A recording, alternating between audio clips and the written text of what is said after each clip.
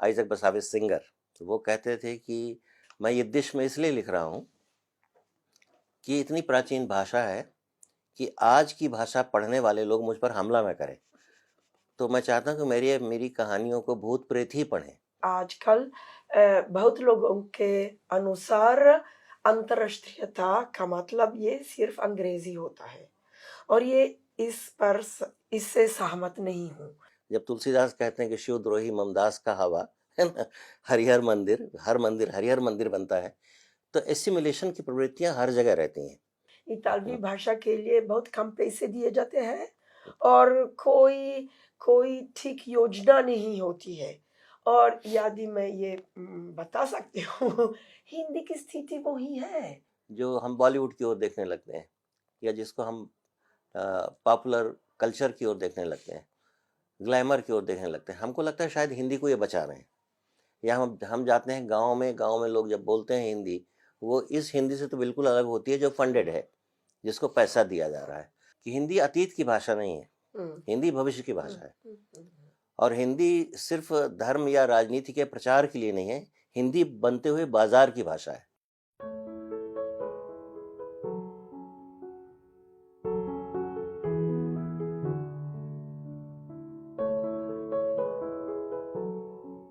नमस्कार। साहित्य तक के स्टूडियो में हिंदी साहित्य, पश्चिमी साहित्य, कला, संस्कृति और संस्कृति, इन भाषाओं पर, इन विधाओं पर, इन प्रविधियों पर और भारतीय और इतालवी समाज पर हमारा पिछला कार्यक्रम आपने सुना होगा। प्रोफेसर अलेसांड्रो से हमने बातचीत की थी और वो साहित्य तक स्टूडियो में मौजूद थी। मैंने उस कार्यक्रम में यह भी बताया था कि उदय प्रकाश जी के सौजन्य से हमारी उनकी मुलाकात हुई और उन्होंने साहित्य तक के लिए समय निकाला। उसी चर्चा का यह दूसरा हिस्सा है जिसमें हमारे साथ उदय प्रकाश जी भी साहित्य तक स्टूडियो में मौजूद हैं। उदय प्रकाश जी और प्रोफेसर अलेसांड्रा, आपका पुनः स्वागत है हमारे स्टूडियो में। हमारी बातचीत जो हुई थी आपसे, संयोग की बात है कि उदय प्रकाश जी उसके एक मौन दर्शक के रूप में स्टूडियो में पिछली बातचीत के दौरान उपस्थित थे। मैं उदय जी आपसे यह जानना चाहता हूं और शुरुआत मैं वहीं से करूंगा जहां मेरा पहला प्रश्न था प्रोफेसर अलेसांड्रा से। जब इन्होंने कहा कि मैं भारत आई थी, संस्कृत से लगाव था, 3 महीने संस्कृत पढ़ा भी और फिर मुझे यह समझ में आया कि मुझे अगर जीवंत भाषा के रूप में समझना है चीज़ों को तो हिंदी को पढ़ना चाहिए। संस्कृत पढ़ के मुर्दों से बातचीत हो सकती है। मैं यहाँ से शुरू करना चाहूँगा कि आपकी इस पर प्रतिक्रिया क्या है, क्योंकि यूरोपीय भाषाओं पर आपने तमाम काम, पूरी दुनिया में आप काम करते रहे हैं। नहीं, मैं इसमें बहुत विनम्रता के साथ कहना चाहता हूँ कि बहुत बड़ा ज्ञान नहीं है मेरे पास, बहुत काम नहीं है। अलेक्जेंड्रा जी ने जब कहा होगा कि मुर्दों की भाषा, तो उन्होंने व्यंग्य में कहा होगा, मजाक में कहा होगा, क्योंकि ये बात कई लोग कह चुके हैं अन्य भाषाओं के बारे में, प्राचीन भाषाओं के बारे में। मुझे याद आते हैं आइजक बसाविस सिंगर, तो वो कहते थे कि मैं यिद्दिश में इसलिए लिख रहा हूँ कि इतनी प्राचीन भाषा है कि आज की भाषा पढ़ने वाले लोग मुझ पर हमला न करें। तो मैं चाहता हूँ कि मेरी कहानियों को भूत प्रेत ही पढ़ें, तो मैं सुरक्षित रहूँगा। क्योंकि समकालीन भाषा में लिखने पर बहुत सारी चुनौतियाँ आती हैं, आप उससे परिचित हैं। तो कई बार यह होता है कि कोई बहुत पुरानी भाषा को अपना लेता है।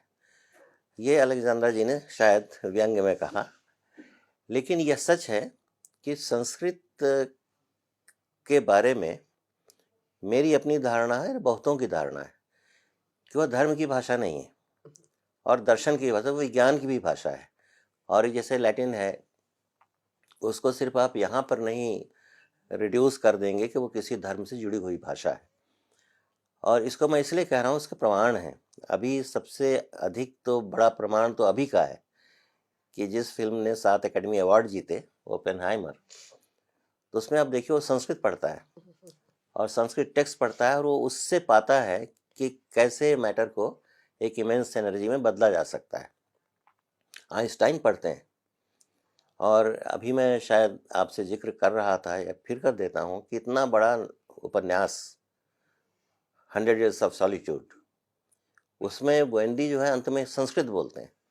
तो संस्कृत सिर्फ धर्म की ही भाषा नहीं, कोई प्राचीन भाषा सिर्फ धर्म की नहीं थी। वो एक तरह से जो नेचर के बारे में, प्रकृति के बारे में, प्रकृति के नियमों के बारे में, मनुष्य की जो समझने की कोशिश थी, अटेम्प्ट्स थे, उनके बारे में जो जन्म ले रही क्या कहें ज्ञान की, विज्ञान की, वो भाषा थी। संस्कृत उस रूप में भी है।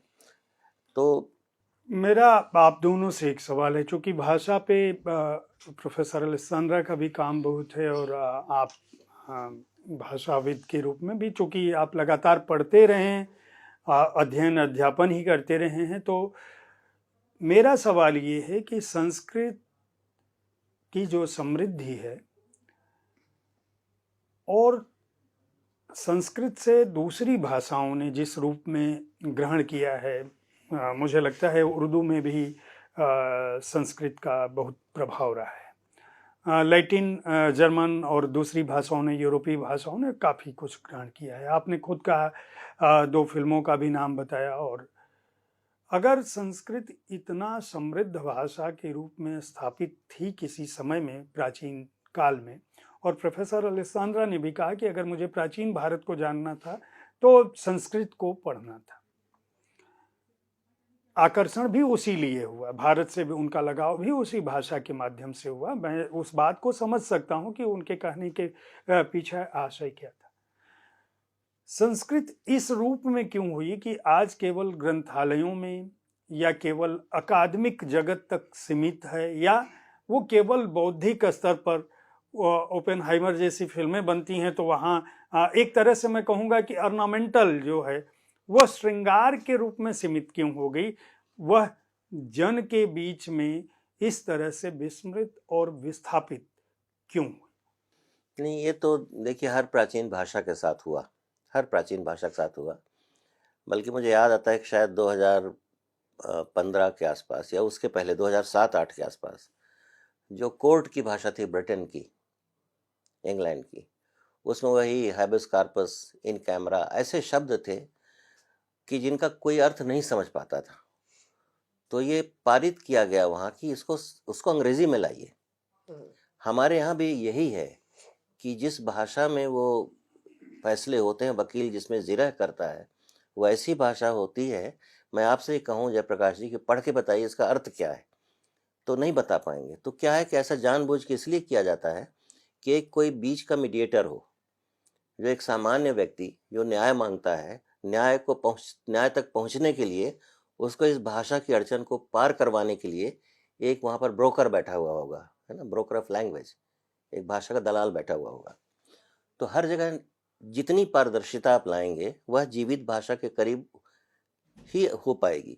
लेकिन मेरा कहना इसमें एक और है, एक ये है कि बहुत लोग कहते हैं कि अगर 2 मिनट तक आप बोलेंगे हिंदी, 2 मिनट तक बोलेंगे तो शायद ही भारत की जो फिलोलॉजिकल हिस्ट्री है, भाषा का जो इतिहास है, वो सब प्रकट हो जाएगा। सारी भाषाएं इसमें, इसके शब्द भंडार में सम्मिलित हैं।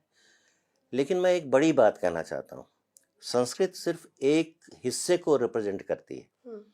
हम इंडो यूरोपियन फैमिली के हैं, तो अलेक्जेंड्रा जी भी हमारे ही परिवार की हैं, और ब्रिटेन भी हमारे परिवार का है, जर्मन भी हमारे, हम लोग माना जाए कि पश्चिमी भाषा इंडो आर्यन, इंडो यूरोपियन, हम उस भाषा परिवार के हैं। लेकिन इसी देश में संस्कृत से भी पुरानी एक और भाषा है, उसकी ओर कम ध्यान दिया गया, अब वह है तमिल। और जब तमिल को आप छोड़ दें तो आप पूरे शैव दर्शन को छोड़ देते हैं, शिव को छोड़ देते हैं, है ना, तो आपके परिवार में तो नहीं आता है। तो ये एसिमुलेशन होता है बाद में, जब तुलसीदास कहते हैं कि शिव द्रोही ममदास का हवा, है ना, हरिहर मंदिर, हर मंदिर हरिहर मंदिर बनता है। तो एसिमुलेशन की प्रवृत्तियां हर जगह रहती हैं, कहीं ना कहीं मिलते हैं, जुड़ते हैं। लेकिन अगर प्रथम बिंदु आप देखेंगे तो ये 2 बड़ी भाषाएं, संगम लिटरेचर पूरा का पूरा तमिल का है, और शिव वहाँ है, शैव दर्शन वहाँ है ना। प्रोफेसर अलेस्सांद्रा, आपने कहा कि संस्कृत के लोग आपके तुरिनो विश्वविद्यालय में थोड़ा सुपीरियरिटी कॉम्प्लेक्स के साथ हैं, उनको लगता है कि वो कुछ महत्वपूर्ण लोग हैं। संस्कृत पढ़ने वाले भारत में आज भी जिनकी वो भाषा है, ब्राह्मण, चाहे वो ब्राह्मणों तक सीमित है और पूजा पाठ और कर्मकांड तक सीमित है, या जो भी लोग, या काशी हिंदू विश्वविद्यालय में एक मुस्लिम अध्यापक संस्कृत पढ़ाने की कोशिश किया था, तो उसका काफ़ी वो चर्चित विषय था। संस्कृत को लेकर अभिजात्य धारणा अभी भी है। चाहे ब्राह्मण कितना भी गरीब हो, अगर वह कर्मकांड में संस्कृत के श्लोक पढ़ता है तो वह यह मानता है कि वह सीधे आपका ईश्वर से ताल्लुकात करा रहा है, ईश्वर से आपको जोड़ रहा है, ईश्वर के साथ आपका संपर्क कर रहा है, आपके लिए पुण्य अर्जित कर रहा है, आपके लिए कुछ धार्मिक अनुष्ठान कर रहा है, इसलिए वह विशिष्ट है। यह विशिष्टता का बोध जो भाषाओं के साथ है, क्या इतालवी समाज भाषाओं की इस वरिष्ठता को, श्रेष्ठता को मानता है? क्या इतालवी समाज में अपनी भाषा को लेकर, इतालवी को लेकर इस तरह का गर्व बोध या गौरव बोध है? इतालवी भाषा में हम गौरव लेते हैं क्योंकि हमारी मातृभाषा है, लेकिन मुझे ऐसा लगता है कि हमारे यहाँ इस तरह का पहचान नहीं होता है भाषा में, कि जैसे कि हम हिंदी बोलें और ये राष्ट्रवादी पता नहीं राष्ट्र भाषा भी हो। इतालवी भाषा बस हमारी भाषा है, लेकिन हमारे यहाँ अंग्रेजी भी चलता है। और एक प्रॉब्लम है कि आजकल बहुत लोगों के अनुसार अंतर्राष्ट्रीयता का मतलब ये सिर्फ अंग्रेजी होता है, और ये इससे सहमत नहीं हूँ। मैं एकेडमिक दुनिया में काम करती हूँ, और वहाँ जब हम अंतर्राष्ट्रीय का उद्देश्य लेते हैं तो हमारे जैसे कि वाइस चांसलर, हमारे रेक्टर बोलेगा कि अच्छा तुम अंग्रेजी में लिखो, लेकिन मैं हिंदी पढ़ाती हूँ इतालवी लोगों को, अंग्रेजी में क्यों बोलूँगी, अंग्रेजी में क्यों लिखूँगी? मतलब ये ठीक है, यदि एक लेख एक एकेडमिक पत्रिका, एकेडमिक जर्नल में छपना है तो ठीक है, मैं अंग्रेजी का प्रयोग करूँगी। लेकिन इटली में किसी को अंग्रेजी, मतलब हम अंग्रेजी सिर्फ एक माध्यम से लेते हैं, हमारी भाषा नहीं होती है। तो मैं सोचती हूँ कि हमारी सरकार अभी थोड़ा सा प्रोपागंडा कर रही है कि इतालवी भाषा, लेकिन वास्तव में इतालवी भाषा के लिए बहुत कम पैसे दिए जाते हैं, और कोई ठीक योजना नहीं होती है। और यदि मैं ये बता सकती हूँ, हिंदी की स्थिति वही है। यहाँ हिंदी सब लोग बोलते हैं, सरकार की ओर से भी ये हिंदी है, लेकिन फिर क्या करते हैं लोग? अपने बच्चे जो है वे अंग्रेजी स्कूल को भेजेंगे, हिंदी स्कूल में नहीं। तो मुझे ऐसा लगता है कि बहुत प्रोपागंडा है, लेकिन वास्तव में कोई अच्छा प्रोजेक्ट नहीं होता है।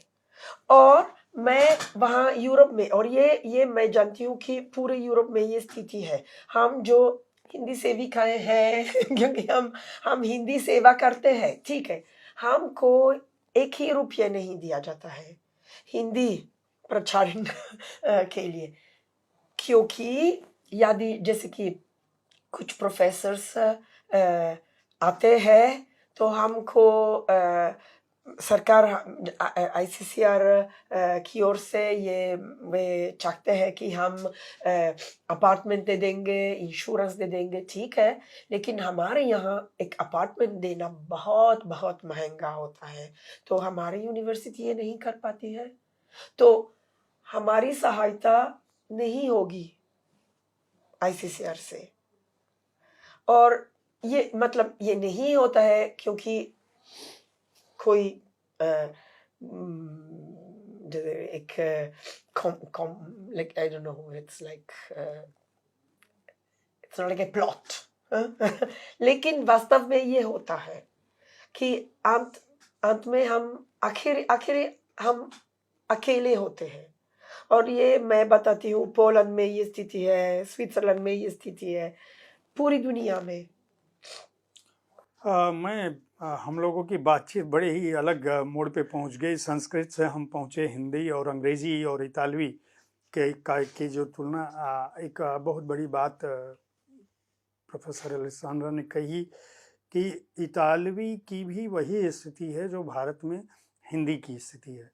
आप ये जो अंग्रेजी को लेकर एक आकर्षण है और जो श्रेष्ठता बोध जो हम संस्कृत के लिए मैं कह रहा था, अब अंग्रेजी आधुनिक समय में अंग्रेजी की स्थिति है, आप उसे कहाँ तक इस बात से सहमत हैं?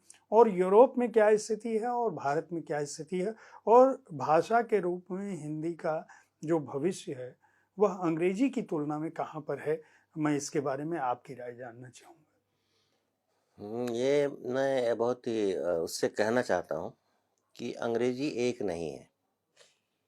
जैसे आप अगर सुनेंगे आयरिश लोग कैसे बोलते हैं, स्कॉटिश कैसे, हमें अमेरिका जाइए आप तो जमाइकन्स कैसे बोलते हैं, अफ्रीकन उससे आने वाले अंग्रेजी कैसे बोलते हैं, हमारे सलमान रुश्दी या झुम्पा लाहिरी की अंग्रेजी कैसी है। तो अंग्रेजी प्लूरलिटी में है, उसमें विविधता है, बहुलता है। और यही बात मैं हिंदी के बारे में कहता हूँ, जिसका विरोध होता है कई बार कि हिंदी हिंदी नहीं, हिंदियाँ हैं। और इतना प्लूरल है ये, उसके शब्द भंडार अलग हैं। मैं जहाँ से आता हूँ वो छत्तीसगढ़, आप जानते हैं, आप अभी हो क्या है उस क्षेत्र में, विंध्य प्रदेश और छत्तीसगढ़। तो हम लोगों की भाषा में कुछ उड़िया, कुछ छत्तीसगढ़ी, उधर बंगाल, इसके शब्द मिलते जाते हैं। फिर हमारी पूरी टोपोग्राफी, हमारा पर्यावरण बिल्कुल भिन्न है। तो हमारे यहाँ आप जितने शब्द लुआर, लू जो दोपहर गर्म हवा चलती है, उसके लिए जितने शब्द पाएंगे वो शायद राजस्थान के किसी इलाके में होंगे तो होंगे, वरना नहीं होंगे। बर्फ के लिए हमारे यहाँ उतने शब्द नहीं पाएंगे आप। उत्तर भारतीय भाषाओं में आप जाएंगे तो उनमें बहुत शब्द मिलेंगे। तो होता क्या है कि और फिर कहने की शैलियाँ, फिर ईडियम्स, प्रोवर्ब्स, मुहावरे, लोकोक्तियाँ, तो इतना भिन्न है हिंदी। हिंदी को अगर आप छोटा करेंगे तो छोटे हो जाएंगे। तो होता क्या है कि कई बार जो हम बॉलीवुड की ओर देखने लगते हैं, या जिसको हम पॉपुलर कल्चर की ओर देखने लगते हैं, ग्लैमर की ओर देखने लगते हैं, हमको लगता है शायद हिंदी को ये बचा रहे हैं। या हम जाते हैं गांव में लोग जब बोलते हैं हिंदी, वो इस हिंदी से तो बिल्कुल अलग होती है जो फंडेड है, जिसको पैसा दिया जा रहा है। तो अलेक्जेंड्रा जी का कहना सही है कि एक ऐसी हिंदी जो सिर्फ मदद से चल रही है। मॉरिशस जाइए आप, अब मॉरिशस में हम सभी जानते हैं 72-75% भारतीय मूल के लोग हैं। सूरीनाम में यही स्थिति है, सारी कैरेबियन कंट्रीज में यही है। लेकिन वहाँ आप हिंदी को खोजेंगे, हिंदी घर के भीतर तो कोई बोलता होगा, भोजपुरी, या भोजपुरी को हिंदी के रूप में ली, लेकिन हिंदी के लिए पैसे बहुत हैं। वहाँ के रेडियो में भी एक कार्यक्रम होगा। मैं एक तथ्य रखना चाहता हूँ कि मॉरिशस में 77% भारतीय मूल के लोग हैं, 77%, जिसमें दक्षिण भारत के भी हैं और विदेशिया वाला पूरा गिरमिटिया वो भी हैं, भोजपुरी, और 3 से 3.5% चाइनीज़ हैं। लेकिन सबसे समृद्ध चीनी भाषा है। उनके डेली न्यूज़पेपर्स निकलते हैं, उनकी कॉलोनी में आप जाएंगे लगेगा कि हाँ आप एक समृद्ध क्षेत्र में आ गए हैं। और जब हिंदी वालों के पास आएंगे तो गिड़गिड़ाते हुए भीख जैसे मांगते हुए। तो उससे हम तो स्टूडियो में बैठ के गौरव कर सकते हैं, लेकिन जब हम जाके देखते हैं तो हिंदी, देखिए हिंदी बहुत बड़ी भाषा, मैं फिर से कह रहा हूँ, और इतनी बड़ी भाषा है कि पूरे यूरोप की तमाम भाषाओं को जोड़ लें उससे बड़ी भाषा है।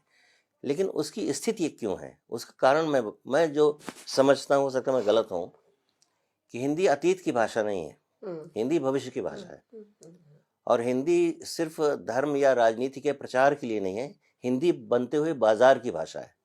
और इसका जन्म आप देखेंगे कलकत्ता में हुआ, जो कि गैर हिंदी भाषी देश है, खड़ी बोली, तो वो बाजार बन रहा था और अंग्रेज बना रहे थे। तो एक ऐसा बाजार जिसमें तमाम क्षेत्रों के, जनपदों के, प्रांतों के, अलग अलग भाषाओं के लोग आए और ख़रीद फरोख्त करें, विनिमय करें, बातचीत करें, तो एक संपर्क की भाषा चाहिए।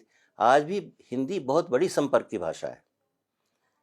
और अगर ऐसी हिंदी बना देंगे कि छत्तीसगढ़ का आदमी न समझे कि आप क्या बोल रहे हैं, या झारखंड का व्यक्ति कहे कि महाराज अपना कौन भाषा बोली थे, है ना, तो ऐसा नहीं होना चाहिए। मेरा कहना है कि इसको इतना बड़ा बनाना चाहिए, क्योंकि मार्केट बढ़ रहा है। और अलेक्जेंडर जी ने जो कहा, मैं तो शायद विटनेस हूँ कि 2007 में जो ईयू था, यूरोपियन यूनियन, वहाँ पर ये बहस होती थी कि भारत की इकोनॉमी बहुत तेजी से ऊपर बढ़ रही है, और तब भारत हर जगह गेस्ट ऑफ ऑनर होता था, और लोग भारत के आर्थिक विकास की बात करते थे। तब हिंदी वालों को बड़ा गर्व होता था कि हिंदी सीखने लोग आ रहे हैं। उनका उद्देश्य सिर्फ, जैसा अलेक्जेंडर जी ने कहा, कि यहाँ के दर्शन और धर्म को जानने से कम ये रहता था कि हम यहाँ जाएंगे तो हम फिल्मों में काम करेंगे, हम टेक्सटाइल में उसमें करें, हम आर्किटेक्चर में काम करेंगे, हमारे जो प्रोडक्ट्स हैं हम उसको कैसे सेल करेंगे। हो रहा है ये। तो हिंदी कई तरह से दूसरे देशों के लोगों को आकर्षित भी करती है। बीच में आप जानते हैं कि शायद जब इकोनॉमिक स्लम्प आया था 2000 में, तो हमारी भी स्थिति गिरी, बहुत गिरी, जीडीपी बहुत नीचे गया। तो आप जोड़ के देखिए, है ना, कि हिंदी की भी स्थिति कमज़ोर हुई। अब अगर ऐसा लगता है, सचमुच अगर है ऐसा कि इतना बड़ा कंज्यूमर मार्केट हमारा हो रहा है या हो गया है, तो अपना सामान बेचने कौन नहीं आएगा। पहले भी अंग्रेज क्यों आए थे यहाँ? पहला अंग्रेज ईस्ट इंडिया कंपनी से आया था अपना सामान बेचने, बाजार के लिए आया था, वो अपना धर्म के लिए नहीं आया था। लेकिन बाजार के साथ ही ईश्वर आता है, बाजार के साथ ही धर्म आता है, बाजार के साथ ही एक कल्चर भी आता है। तो ये कभी इन्वेजन होता है, कभी एसिमिलेशन होता है। और कई बार हम कहते हैं कि जब हम राष्ट्र करते हैं, तो ये मेरी धारणा इस बीच में पढ़ता रहा हूँ, तो मुझे लगा कि जैसे न्यूजीलैंड है, तो न्यूजीलैंड में मौरी है शायद भाषा, कौन सी है ना, तो मौरी और इंग्लिश, तो उनका जो एग्रीमेंट हुआ, तो ऊपर से तो कहा गया कि दोनों बराबर की भाषाएं, जैसे अंग्रेजी और हिंदी बराबर की भाषाएं, ये कहा जाता है, बोला जाता है कि बराबर है, समान है। लेकिन है क्या? नहीं है। तो उस एग्रीमेंट के कुछ शब्द ऐसे हैं जिनको लेकर के अब जागृति पैदा हो रही है कि नहीं, ये शब्द बदले जाएं उस दस्तावेज में जो 18वीं सदी का रहा होगा। तो राष्ट्र बनने के पहली प्रक्रिया है डीकोलोनियलाइजेशन। आप अपने अतीत की जो अपनवेशिक जो क्या कहें, जो उससे आप मुक्त हो, है ना, उससे आप छुटकारा पाएं, और छुटकारा पा करके ही फिर आप किसी भाषा को, तो ऐसा मैं सोचता, मुझे ऐसा लगता है। और हिंदी का भविष्य मुझे लगता है कि बहुत बड़ा है, बहुत बहुत अच्छा भविष्य है। नहीं, मेरा जो सवाल था और जो आपने कहा, हिंदी की लोकप्रियता, हिंदी की उपस्थिति, हिंदी को अपनाने की जहाँ तक बात है, उसको सभी लोग स्वीकार करते हैं। बाजार की भाषा है, इसीलिए ठंडा मतलब कोका कोला है, अदरवाइज अन्यथा नहीं होता। लेकिन सरकार के स्तर पर, अकादमी के स्तर पर हिंदी में काम करने वाले या इतालवी भाषा में काम करने वाले, भाषा को लेकर जो लोग काम कर रहे हैं, जो अध्यापक हैं वो, या जो लोग इस भाषा की सेवा से जुड़े हुए होते हैं, जो इसके विकास के लिए जिम्मेदार हैं, उन लोगों की स्थिति अपने ही देश में दूसरी भाषाओं से कमतर क्यों है? जो सवाल आपने कहा कि इटली की सरकार इस बात पे तो ठीक है, लेकिन मैं हिंदी पढ़ाती हूँ, मैं इटली के विश्वविद्यालय में पढ़ाती हूँ, मैं अंग्रेजी में अपना प्रेजेंटेशन क्यों दूं? जहां से मेरा ये सवाल शुरू हुआ था कि अंग्रेजी को लेकर जो श्रेष्ठता का बोध है कि आप अंग्रेजी के शब्द नहीं बोलेंगे, अंग्रेजी माध्यम से बात नहीं करेंगे, तो एक तरफ तो लोकप्रिय हो रहे हैं, बाजार की भाषा बन रहे हैं, व्यवसाय की भाषा बन रहे हैं, पूंजी की भाषा बन रहे हैं, दूसरी तरफ सत्ता की भाषा से च्युत होते जा रहे हैं, अलग होते जा रहे हैं, या उस स्थिति में कोई विशेष बदलाव नहीं हुआ है। तब भी जब हमारे देश में इस समय, मैं भारत की अगर बात करूं तो पिछले 10 वर्षों से जो सरकार है उसके प्रमुख जो है वह हिंदी भाषी हैं, गुजराती भाषी हैं और हिंदी पर उनका विशेष जोर है। मैं ये जानना चाहता हूं कि आप दोनों की दृष्टि में वह कौन से बिंदु हैं जिसके चलते अंग्रेजी को लेकर शासन प्रशासन का आकर्षण जस का तस बरकरार है और बाजार में समृद्ध होने के बाद भी, लोक में समृद्ध होने के बाद भी, अकादमिक रूप से, भाषाई रूप से समृद्ध होने के बाद भी, एक बड़ी भाषा होने के बाद भी उसकी स्थिति उस रूप में नहीं है जिस रूप में होनी चाहिए। हिंदी का आदमी दोयम दर्जे पर क्यों है? मेरा सवाल सीधा सीधा ही है। नहीं, बहुत अच्छा, आप बता सकते हैं कुछ। मैं बस एक उदाहरण देती हूँ कि मैं हिंदी पढ़ाती हूँ तोरिनो में, और मेरी कोलीग जो चीनी भाषा पढ़ाती है वो तोरिनो में है। हर एक विश्वविद्यालय में, इतालवी विश्वविद्यालय में जहाँ चीनी भाषा सिखाई जाती है, एक कन्फ्यूशियस सेंटर होती है। इसका मतलब है कि चीन सरकार हर एक विश्वविद्यालय में एक सेंटर बनाती है भाषा प्रचारिणी के लिए। हिंदी के लिए ये नहीं होता है, और ये मैंने 9 साल पहले लिख दिया।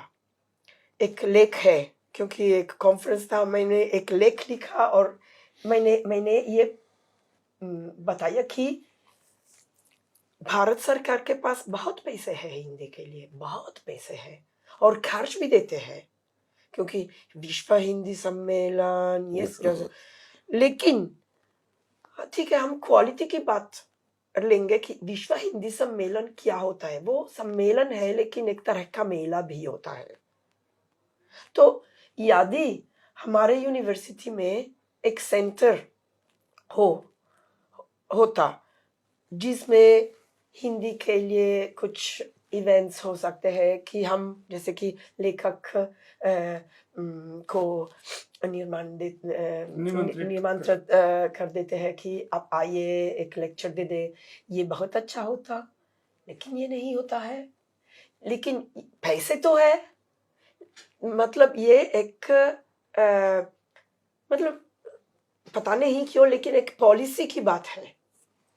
शायद भारत सरकार को ये रुचि नहीं है कि इस तरह का जो कैपिलर, जिसके हर एक यूनिवर्सिटी में एक हिंदी से जुड़ी हुई एक सेंटर हो। ये बहुत अच्छी बात होती, लेकिन ऐसा नहीं होता। अभी मैं सोशल मीडिया पे एक वीडियो देख रहा था जिसमें आप प्रधानमंत्री नरेंद्र मोदी से मुलाकात के बाद कह रही थी कि उनसे मिलके बड़ा अच्छा लगा और आपकी मुलाकात हुई थी। क्या आपने इस बात की कोशिश की कि जो अभी भारत में प्रधानमंत्री हैं या जो गृह मंत्री इस समय हैं, वो हिंदी को बढ़ावा देने की कोशिश करते हैं, बराबर पूरी दुनिया में जहाँ जाते हैं हिंदी में बात करने का प्रयास करते हैं, हिंदी में बोलते हैं? तो आप उनको भी कुछ लिख के दें, उनसे कहें कि आप हिंदी को प्रोत्साहित करने के लिए ऐसा कुछ करें। ऐसा कुछ आपने सोचा या किया? नहीं, मैंने नहीं किया। हमने सोचा लेकिन नहीं किया, क्योंकि मेरा लेख है, वहाँ है, प्रकाशित है, और उस समय हम बस 2 मिनट का इवेंट में भाग लिए, तो मतलब बोलने का मौका नहीं मिला। और फिर मैं सोचती हूँ कि जो भाषा पॉलिसी है वो मेरे ऊपर नहीं होती है। मैं सिर्फ मतलब ये बताना चाहती हूँ कि कुछ उदाहरण होते हैं कि इस लिंग्विस्टिक पॉलिसी के लिए कुछ हो सकता है, लेकिन सरकार क्या करेगी वो आप बताएं। नहीं, मुझे लगता है कि अब आप देख ही रहे हैं, इतने हिंदी के कवि, भले वो मंच में पढ़ें या कहीं पढ़ें, और शायर वो तो हो रहा है। मैंने पहले भी कहा कि हिंदी एक पॉपुलर स्फीयर की भाषा है। अब आपने जो सवाल उठाया कि निचला दर्जा क्यों है, तो उसके पीछे मुझे लगता है कि एक किताब बड़ी पुरानी है, ईपी थॉम्सन की, द एलीट पावर। तो आपका जो एलीट है, यानी वह जो सत्ता के आसपास उसकी काउंसलिंग करता है, सलाह देता है, और एक तरह से बल्कि बहुत से लोग उसको इनविजिबल गवर्नमेंट कहते हैं, अदृश्य सरकार, वो दिखाई नहीं देता है, तो वो कभी वहाँ तक हिंदी नहीं पहुँची है। वहाँ तक हिंदी नहीं कभी नहीं पहुँच पाई, जब से आज़ादी हुई तब से लेकर आज तक। तो आप अक्सर पाते हैं आप कि वो जो एलीट पावर है, जिसको आप अभिजात कहते हैं, कोर्टियर्स कहते हैं, सभासद कहते हैं, सलाहकार कहते हैं, वो कौन है? तो समस्या वहाँ है। और बाकी हिंदी का जो पॉपुलर फॉर्म है, मुझे नहीं लगता कि इतनी भीड़ कभी और होती रही होगी, है ना? अकादमिक स्तर पे जो अनुवाद का काम हो रहा है, अभी आपने भी रेत समाधि का अनुवाद कर दिया, जनवरी में प्रकाशित भी हो गई। इंटरनेशनल बुकर प्राइज मिलने के बाद हम भारत में ये देखा गया कि पश्चिम में भारतीय भाषाओं, खासकर विशेषकर हिंदी से अनुवाद की गति बढ़ेगी। आपने पहले भी अनुवाद किया है, उदय जी की कुछ रचनाओं का भी अनुवाद मुझे लगता है जो मुझे कि आपने किया है, और दूसरी भी किताबों का अनुवाद किया है। ये जो अनुवाद का जो काम है और अनुवादकों की जो स्थिति है हिंदी में क्या है, ये मैं उदय जी से जानना चाहूँगा कि पश्चिम से हिंदी में अनुवाद की क्या गति रही है और वर्तमान में उसकी क्या स्थिति है, क्योंकि आप लंबे समय से पढ़ाते रहे, खुद भी बहुत सारा प्रचुर मात्रा में अनुवाद किए हैं और आपकी भी रचनाओं का अनुवाद पूरी दुनिया की यूरोपीय भाषाओं में तमाम जगहों पे हुआ है। आप क्या पाती हैं और आप क्या देखते हैं? भारतीयता की नज़र से क्या स्थिति है यूरोप में भारतीय भाषा, खासकर विशेषकर हिंदी की और हिंदी कृतियों की, हिंदी लेखकों की?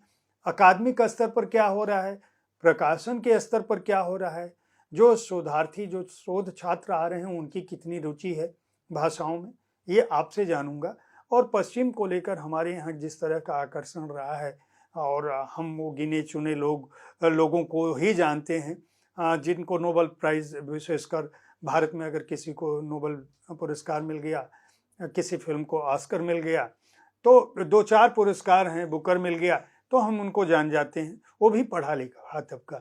गाँव तक क्या स्थिति? आप तो आपकी पढ़ाई लिखाई मतलब अनूपपुर से लेके सागर विश्वविद्यालय, वहाँ पे आज क्या स्थिति है, मैं इसके बारे में आपसे जानूंगा। तो आप पहले बताएं और फिर। तो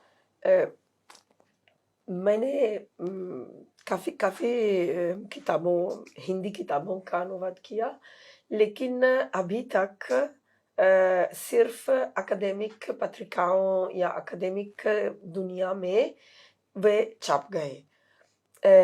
पिछले साल ये एक्सेप्शन हुआ कि एक बड़ा प्रकाशक मुझसे मिलने आए और बोले कि इस उपन्यास को का अनुवाद करो, और ये हुआ चूंकि उसको बुकर प्राइज मिला।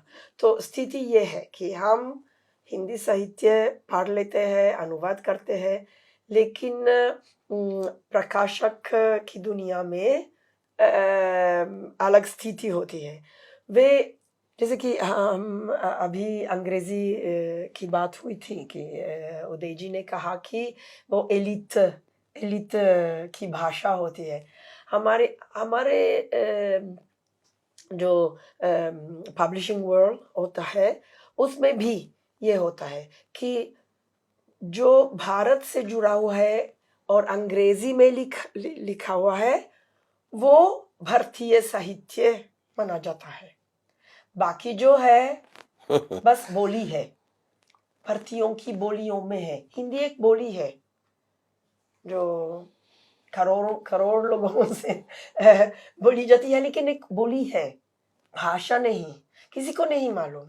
और मैं जब जैसे कि मैं पीली छतरी वाली लड़की का अनुवाद कर चुकी हूँ, लेकिन जब मैं एक प्रकाशक के यहाँ जाती हूँ, के पास जाती हूँ, और जैसे मैं भिक्षुनी की तरह मांगती हूँ कि देखिए ये बहुत अच्छी बात है, एक बहुत अच्छा उपन्यास है, इसका अनुवाद है तो छाप दीजिए। वो बोलते हैं कि अच्छा मुझे कुछ नहीं मालूम है, क्योंकि कोई ये जो पुरस्कार, ये भी एक बाजार की बात है कि जो पुरस्कार मिलता है, जो चर्चित होता है, और उदय जी के उपन्यास और कहानियां वे भी चर्चित होती है, लेकिन इटली में नहीं, भारत में, इटली में नहीं। तो मैं ये कोशिश करती रहती हूँ, लेकिन बहुत मुश्किल कम है। तो और कोई वहाँ भी हमारे सरकार की ओर से कोई पॉलिसी नहीं है कि इतालवी भाषा में हिंदी से या तमिल से या गुजराती से एक अनुवाद हो। तो ये हमारा प्रॉब्लम है कि हम कोशिश करते हैं, लेकिन हमेशा संघर्ष है कि हम अनुवाद करेंगे, अनुवाद करते रहेंगे, लेकिन मतलब ये बहुत मुश्किल होता है। और हिंदी से मतलब इटली से, इतालवी भाषा से हिंदी में कुछ अनुवाद होते हैं, लेकिन आमतौर पर वे अंग्रेजी से होते हैं, सीधे नहीं होते हैं। फिर भी ये अच्छा है, क्योंकि मुझे मालूम है कि उदय जी को इटालो करवीनो से बहुत प्यार होता है। नहीं बिल्कुल, इसमें बस मैं यही कहना चाहता हूँ कि इन्होंने कहा पुरस्कार, तो अगर खुद ही याद करिए, अक्सर अनुवादों को पुरस्कार दिया जाता है और मूल कृति को अभी तक अनुदित करने का कोई सिलसिला या उसको कोई कहे कि इसको बुकर मिला या नोबेल मिला नहीं होता है। अब यीट्स ने किया गीतांजलि को, तो अनुवाद मिला, नोबेल मिला, हम आज भी गर्व करते हैं। तो शायद भारतीय साहित्य में पहला ही है और अंतिम भी है, उसके बाद तो नोबेल मिला नहीं किसी को। दूसरे रूप में मिला, वीएस नायपॉल को मिला, लेकिन वो प्रवासी थे। तो अंग्रेजी या यूरोपीय भाषाएं यही मैटर करती हैं, अनुवाद मैटर, और इसलिए अनुवाद बहुत आवश्यक है। और अनुवाद से आपको एक बहुत बड़ा विश्व बाजार जिसको कहते हैं वह मिलता है। जैसे आपने कहा ना कि ऑस्कर मिल जाता है तो बड़ा फिल्म चर्चित हो जाती है। एक गाना अगर ऑस्कर में आ जाए तो उसमें बड़ी कॉस्ट्यूम डिजाइनिंग में सोचिए कि रोनी हतंगड़ी को इतने वर्षों से थिएटर में काम कर रही थी, कौन जा रहा, लेकिन मिल गया उनको गांधी में, तो नाम हो गया। तो ये तो नाम देता है। लेकिन मैं आपसे दूसरा प्रश्न करूंगा, जो प्रश्न नहीं बात करना चाहूँगा, जो अलेक्जेंड्रा जी ने कहा, अब मुक्तिबोध को कैसे करवाएं, क्या करवाएंगे। अब मुझे याद है कि बर्कले से, कैलिफोर्निया से एक स्टूडेंट ग्रे गोल्डिंग, तो उसने पूछा कि क्या करूं मैं रिसर्च करना चाहता हूं। तो मैंने कहा कि एक उपेक्षित पढ़े हुए हमारे महान कवि, बहुत बड़े कवि मुक्तिबोध, उन पे काम करो। उसको मिल गई मैकब्राइट फेलोशिप, तो उसने मुक्तिबोध पर काम किया। और ये सोचिए, ये लोग मेहनत बहुत करते हैं, मैं नाम गिना सकता हूँ। नवल किशोर प्रेस पर काम मिलेगा आपको, ये विदेशियों ने किया, जो इतना ज़्यादा काम किया। वो गया मुक्तिबोध जहाँ जहाँ थे वहाँ गया, उनके बेटों से मिला, जहाँ वो रहे वहाँ, और ऐसी ऐसी पांडुलिपियाँ और जानकारियाँ उसने हासिल की कि उसकी, और फिर उस दौरान उसने हिंदी इतनी अच्छी सीखी कि जब वो बोलता है या बोलता था, अब तो मुझे नहीं मालूम वो कहाँ है, तो अखबार में ये छपता था कि एक अमेरिकी युवा छात्र ने हिंदी बोलकर सबको चमत्कृत कर दिया। मुक्तिबोध का नाम नहीं लेते थे, को मुक्तिबोध को सामने ला रहा है। तो हमारे देश में बहुत सारे ऐसे लोग हैं जो संभव है कि अभी का जो देखिए मार्केट भी कहीं ना कहीं जो ग्लोबल पॉलिटिक्स है उससे प्रभावित होता है। कॉन्फ्लिक्ट स्टडीज हर जगह हो रही हैं, और मुझे बल्कि आलोचना करनी पड़ती है कि अभी तक वो पार्टीशन, विभाजन, वहीं पर सुई अटकी हुई है, वहीं पर अटकी हुई है। और जो भी अवार्ड मिलेंगे वो इस विभाजन, उसे जो प्रभावित हुए वो वहाँ से यहाँ आए, यहाँ का दर्द। अब आप सोचिए कि जो विस्थापन पूरे भारत में भीतर हुआ, बंगाल की तरफ भी हुआ, और हर रोज हो रहा है। मेरे ख्याल से अभी भी देख रहे होंगे कि लोग उजड़ रहे हैं और जा रहे हैं। तो यह जो विभाजन है, विभाजन हर जगह हो रहा है, इस पर निगाह कब जाएगी?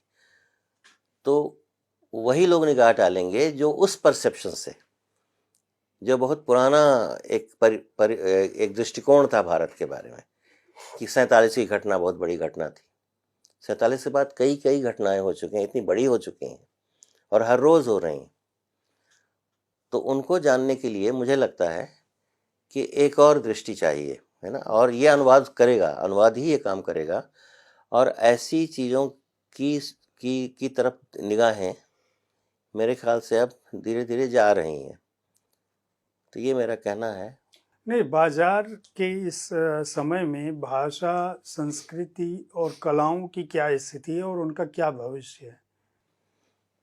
भविष्य तो मतलब हमेशा हम सोचते हैं कि अभी सब कुछ बहुत खराब होता है, भविष्य में क्या होगा, लेकिन ये 10,000 साल पहले होता रहता है। तो मैं सोचती हूँ कि भविष्य होगा कि कलात्मक कार्य होंगे और लोग लिखते रहेंगे, जाएंगे, क्योंकि ये हमारा स्वभाव होता है कि हम ऐसा करेंगे।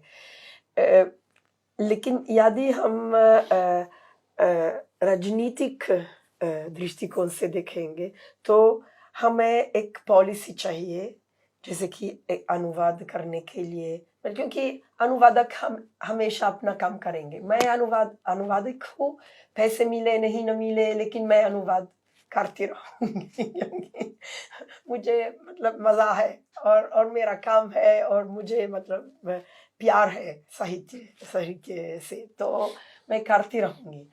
लेकिन यदि मान लीजिए कि अच्छा, दांते अलिघिएरी जो हमारे साहित्य का पित्र है, उसका जो डिवाइन कॉमेडी है, हिंदी में कोई अनुवाद नहीं होता है। ये शर्माने की बात है।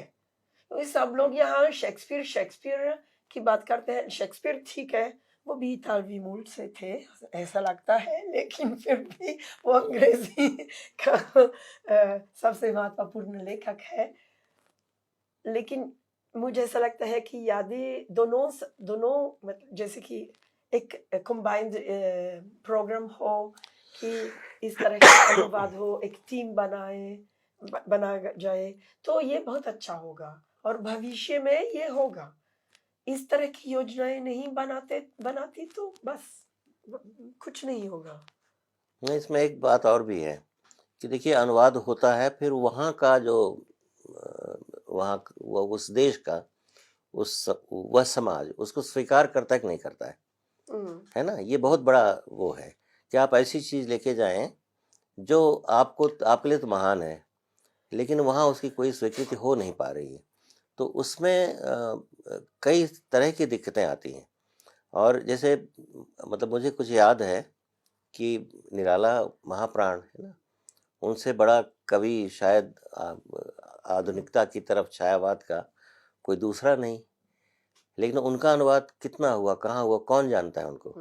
आपको याद होगा जब 1997 में न्यूयॉर्कर में शायद सलमान रुश्दी से कहा गया था कि आप 50 साल पूरे हुए हैं भारत की आज़ादी के, अब आप भारतीय साहित्य पर कुछ लिखिए। तो निराला जी को उसने उपन्यासकार कहा था, है ना।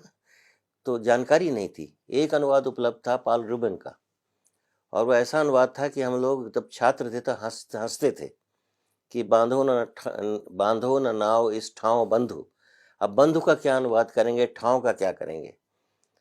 तो वह जो निकटता और वह स्वीकृति, अब मुझे लगता है कि शायद भारतीय साहित्य ही है जो यहाँ से गया और वहाँ जाके लोकप्रिय भी हुआ।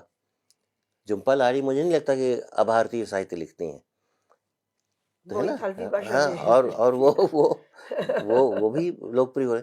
हम जो कर रहे हैं, हमारी हिंदी में जो हो रहा है, अब शायद स्वीकृत मिले कि जिनके अनुभव तभी स्वीकृत होता है जब आपके जो अनुभव हैं वो वहाँ के पाठकों को अपने अनुभव लगें, कहीं ना कहीं उससे वो रिलेट करें। मेरा सवाल सर, मुझे लगता है कि इस बिंदु पर आप जो बात है, मुझे कहना पड़ेगा कि आप बहुत खुल के नहीं कहना चाहते या नहीं कह रहे हैं। प्रोफेसर अलेक्जेंड्रा बहुत स्पष्ट ढंग से इस बात को कह रही हैं कि अनुवाद या अकादमिक व्यवस्था के इन कामों को जो महत्वपूर्ण हैं और जो मनुष्यता के लिए या शिक्षा जगत के लिए, छात्रों के लिए ज़रूरी हैं, उन पर सरकारी मदद मिलनी चाहिए। ये इस बात को बहुत स्पष्ट रूप से कह रही हैं, और ये भी कह रही हैं कि इटली की सरकार को भी ये करना चाहिए और भारत की सरकार को भी ये करना चाहिए। इसमें कोई असहमति नहीं। मुझे जो याद आ रहा है, हम लोग जब छात्र थे, छोटे थे, तो पूरा जो रूसी साहित्य है वह हमने हिंदी में, गोर्की को मैंने अंग्रेजी में नहीं पढ़ा, हिंदी में पढ़ा। चेखव, मोपांसा, ब्रेक, लोरका को हमने हिंदी जिस भी माध्यम से हुआ हो, चाहे उनका बाजार बना हो, चाहे उनके लिए सस्ते मूल्य में किताबें उपलब्ध कराई गई हों, प्रकाशक को किसी ने पैसे दिए हों। मेरा सवाल ये है कि भविष्य में जो शिक्षा जगत होगा, सोशल मीडिया की भूमिका है भाषा को लेके, मुझे नहीं लगता कि वहाँ कोई गंभीरता सोशल मीडिया पर है। सोशल मीडिया की भाषा अलग है, वहाँ लिपियों का संकट है, हर लिपि के सामने संकट है। वहाँ अंग्रेजी के शब्दों की भरमार है, और अब तो उसको भी बच्चे तोड़कर लिख रहे हैं। अंग्रेजी में भी वो पूरी स्पष्ट भाषा नहीं लिखते हैं। और आपने खुद भी कहा कि अंग्रेजी क्या है, अंग्रेजी तो यूरोप की अलग है, अमेरिका की अलग है, वो अमेरिका के भीतर भी अलग अलग लोगों की भाषा अलग अलग है। फिल्म की भाषा अलग होगी, लेखन की भाषा अलग होगी, कोई लिख रहा है तो अलग भाषा में लिख रहा है। भाषाओं का यह जो विकास है, यह गति है, वह तो समझ में आ रहा है। लेकिन अंततः हमारे इस विमर्श में हम किस निष्कर्ष पर अगर पहुंचने की कोशिश करें, तो ऐसा क्या हो जिससे हमारे समाज का जो भी व्यक्ति, जो भाषा साहित्य का उद्देश्य क्या है, जो अपढ़ है, अनपढ़ है, वह पढ़ना लिखना सीखे, वह थोड़ा साक्षर हो और आगे बढ़े। जो साक्षर है वह थोड़ा विज्ञ बने, ज्ञानी बने। जो ज्ञानी है वह अपने को, जो अगर भारतीय त्वरा को, परंपरा को मानो, तो वह आध्यात्मिकता को, अपने आत्म को जाने। ये इसमें धर्म का कोई, मैंने कहीं से भी किसी धर्म का नाम नहीं लिया है।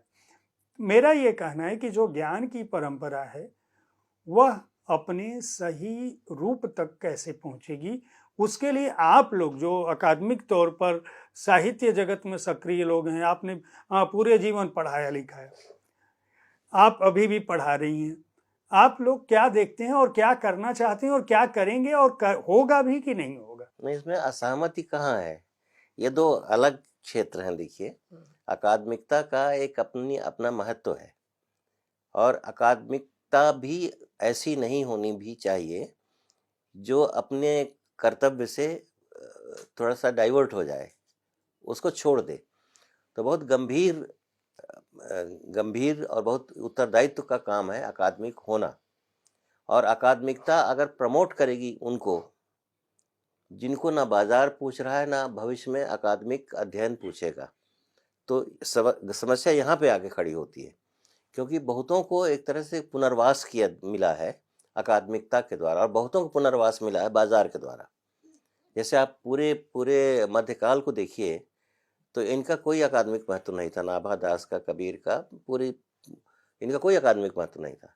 लेकिन अकादमिक महत्व तब मिला जब उनको देश के और देश के बाहर भी, जब क्रिस्टी मेरिल ने काम किया जर्मनी में, प्रोफेसर लोटार लुत्श की जब वो आई साखी का अनुवाद, तो पता चला कि एक तो बहुत पॉपुलर और एक बिल्कुल भिन्न धारा है जो समावेशी है। तो हमारे यहाँ इतनी धाराएं हैं, और उनके प्रति लोगों को परिचित कराना। ज्ञान किसको कहते हैं कि आप किसी अन्य संस्कृति, सभ्यता या समाज के बारे में जब आप और निकट आते हैं, उससे परिचित होते हैं, तो यह काम भी अनुवादों के द्वारा ही और अकादमिक ही करते हैं। तो बहुत बड़ी जिम्मेदारी, मुझे याद है शायद हाइडेलबर्ग में आज्ञेय जी के साथ यही था, वो पहले व्यक्ति थे जो वहाँ आधुनिक भारतीय साहित्य को लेके गए। तो वरना तो हर जगह यही था कि बस तुलसीदास के बाद रामचरितमानस और फिर समाप्त। तो परिवर्तन तो हो रहा है, और एक तरह से दोनों कंट्रीब्यूट कर रहे हैं। बाजार भी देखिए, व्हील्स ऑफ कॉमर्स, जब तक आप ही बताइए, मैं आप हंस रहे हैं जयप्रकाश जी, राज कपूर का जो आवारा और जो उसके गाने में क्या है, श्री 420 था ना, पूरे पश्चिम का हिस्सा जो था समाजवादी देशों में, उसका मेरा जो इतना लोकप्रिय हुआ। और अभी की घटना बता रहा हूँ कि मैं जर्मनी में था, तो वहाँ पर सड़क के किनारे बैठ के पेंटर्स पेंट करते रहते हैं। तो वो बना रहा था पोर्ट्रेट, तो मुझे लगा कि मैं भी अपना बनवाऊँ। तो मैंने कहा कि मेरा भी बनाओ, उस अंग्रेजी भाषा में जनरल। तो उस मैंने कहा पैसा कितना लगेगा? उसने कहा 25 यूरो। मैंने कहा इट्स टू एक्सपेंसिव, मैं नहीं बनवा सकता। फिर बातचीत होने लगी, तो उसने कहा कहाँ से आए हो? तो मैंने कहा इंडिया। कहता योगा योगा। अब देखिए राज कपूर को, अब वो आया था यहाँ से जो एशियाई हिस्सा है रूस का, जहाँ पहले मेरा जूता है जापानी चला करता था, है ना। अब बदला समय, और उठ के खड़ा, बड़ा खुश हुआ वो, और कहता है कि just hit my stomach, hit my tummy. तो मैं घबराया, मैंने कहा कि ऐसा क्यों कह रहा है? तो मैंने धीरे से उसके पेट को यूं किया, उसने कहा ना विद लिटिल मोर फोर्स। मैंने 2-3 घूंसे मारे। कहता see this is because of yoga. तो योग के साथ धर्म ही नहीं जुड़ा है, योग ने एक मार्केट बनाया, इज ए प्रोडक्ट। अब इसको फिजियोथेरेपी से लीजिए, इसको आप एक और, तो ये पॉपुलर में गया। अब उसकी व्याख्या एक आदमी करेंगे, जो योगाचार्य होंगे, कितने तरह के योग होते हैं, ये उनको करने दीजिए। लेकिन बाजार में तो इस रूप में गया। तो मेरा कोई मतभेद नहीं है आपसे, ये 2 अलग अलग उत्तरदायित्व हैं। एकेडमिक्स का काम अपना है और बाजार का काम अपना है। कलाओं का ये है, साहित्य का, कि वो किसको देख रहा है। अगर आप सिर्फ बाजार को देख के लिख रहे हैं, सारी जिम्मेदारियां छोड़ रहे हैं, कोई चिंता नहीं रह गई है, तो वो तो ना बाजार का रहेगा, पल्प पैदा होगा और वो गायब हो जाएगा। मैं दरअसल मुस्कुराया इसलिए क्योंकि जो प्रोफेसर अलेक्जेंड्रा की बात थी, वो सरकार के स्तर पर वो चाहती थी, उनका कहना था। और उनसे मैंने एक सवाल प्रधानमंत्री नरेंद्र मोदी से उनकी मुलाकात को लेकर भी पूछा था। और हम जब बातचीत कर रहे हैं, अभी चुनावों का समय है और जो सर्वेक्षण है, क्या होगा कल नहीं पता। लेकिन मेरा सवाल, मैं मुस्कुराया इसलिए कि मुझे लगा कि एक बहुत चर्चित घटना हुई थी जब 2014 में सरकार बनी थी उसके बाद, और साहित्य अकादमी पुरस्कारों को लेकर आपकी बात हुई थी, और ये बराबर प्रधानमंत्री ने खुद उस घटना को कोट किया था। क्या आप 10 साल बाद हिंदी की विकास को लेकर जो स्थितियां हैं, आपने कभी यह सोचा कि प्रधानमंत्री को एक चिट्ठी लिखी जाए कि हिंदी को लेकर जो वो काम कर रहे हैं? क्योंकि मेरी एक अनौपचारिक बातचीत में आपने, मुझे याद है, कहा था, आप वह पहले आदमी थे जिसने मुझे सड़क मार्ग से देश के विभिन्न हिस्सों में जाने के लिए कहा था। और आपने बाकायदा कहा था कि जो अच्छा काम हो रहा है, वह कोई भी कर रहा हो, उसको स्वीकार किया जाना चाहिए।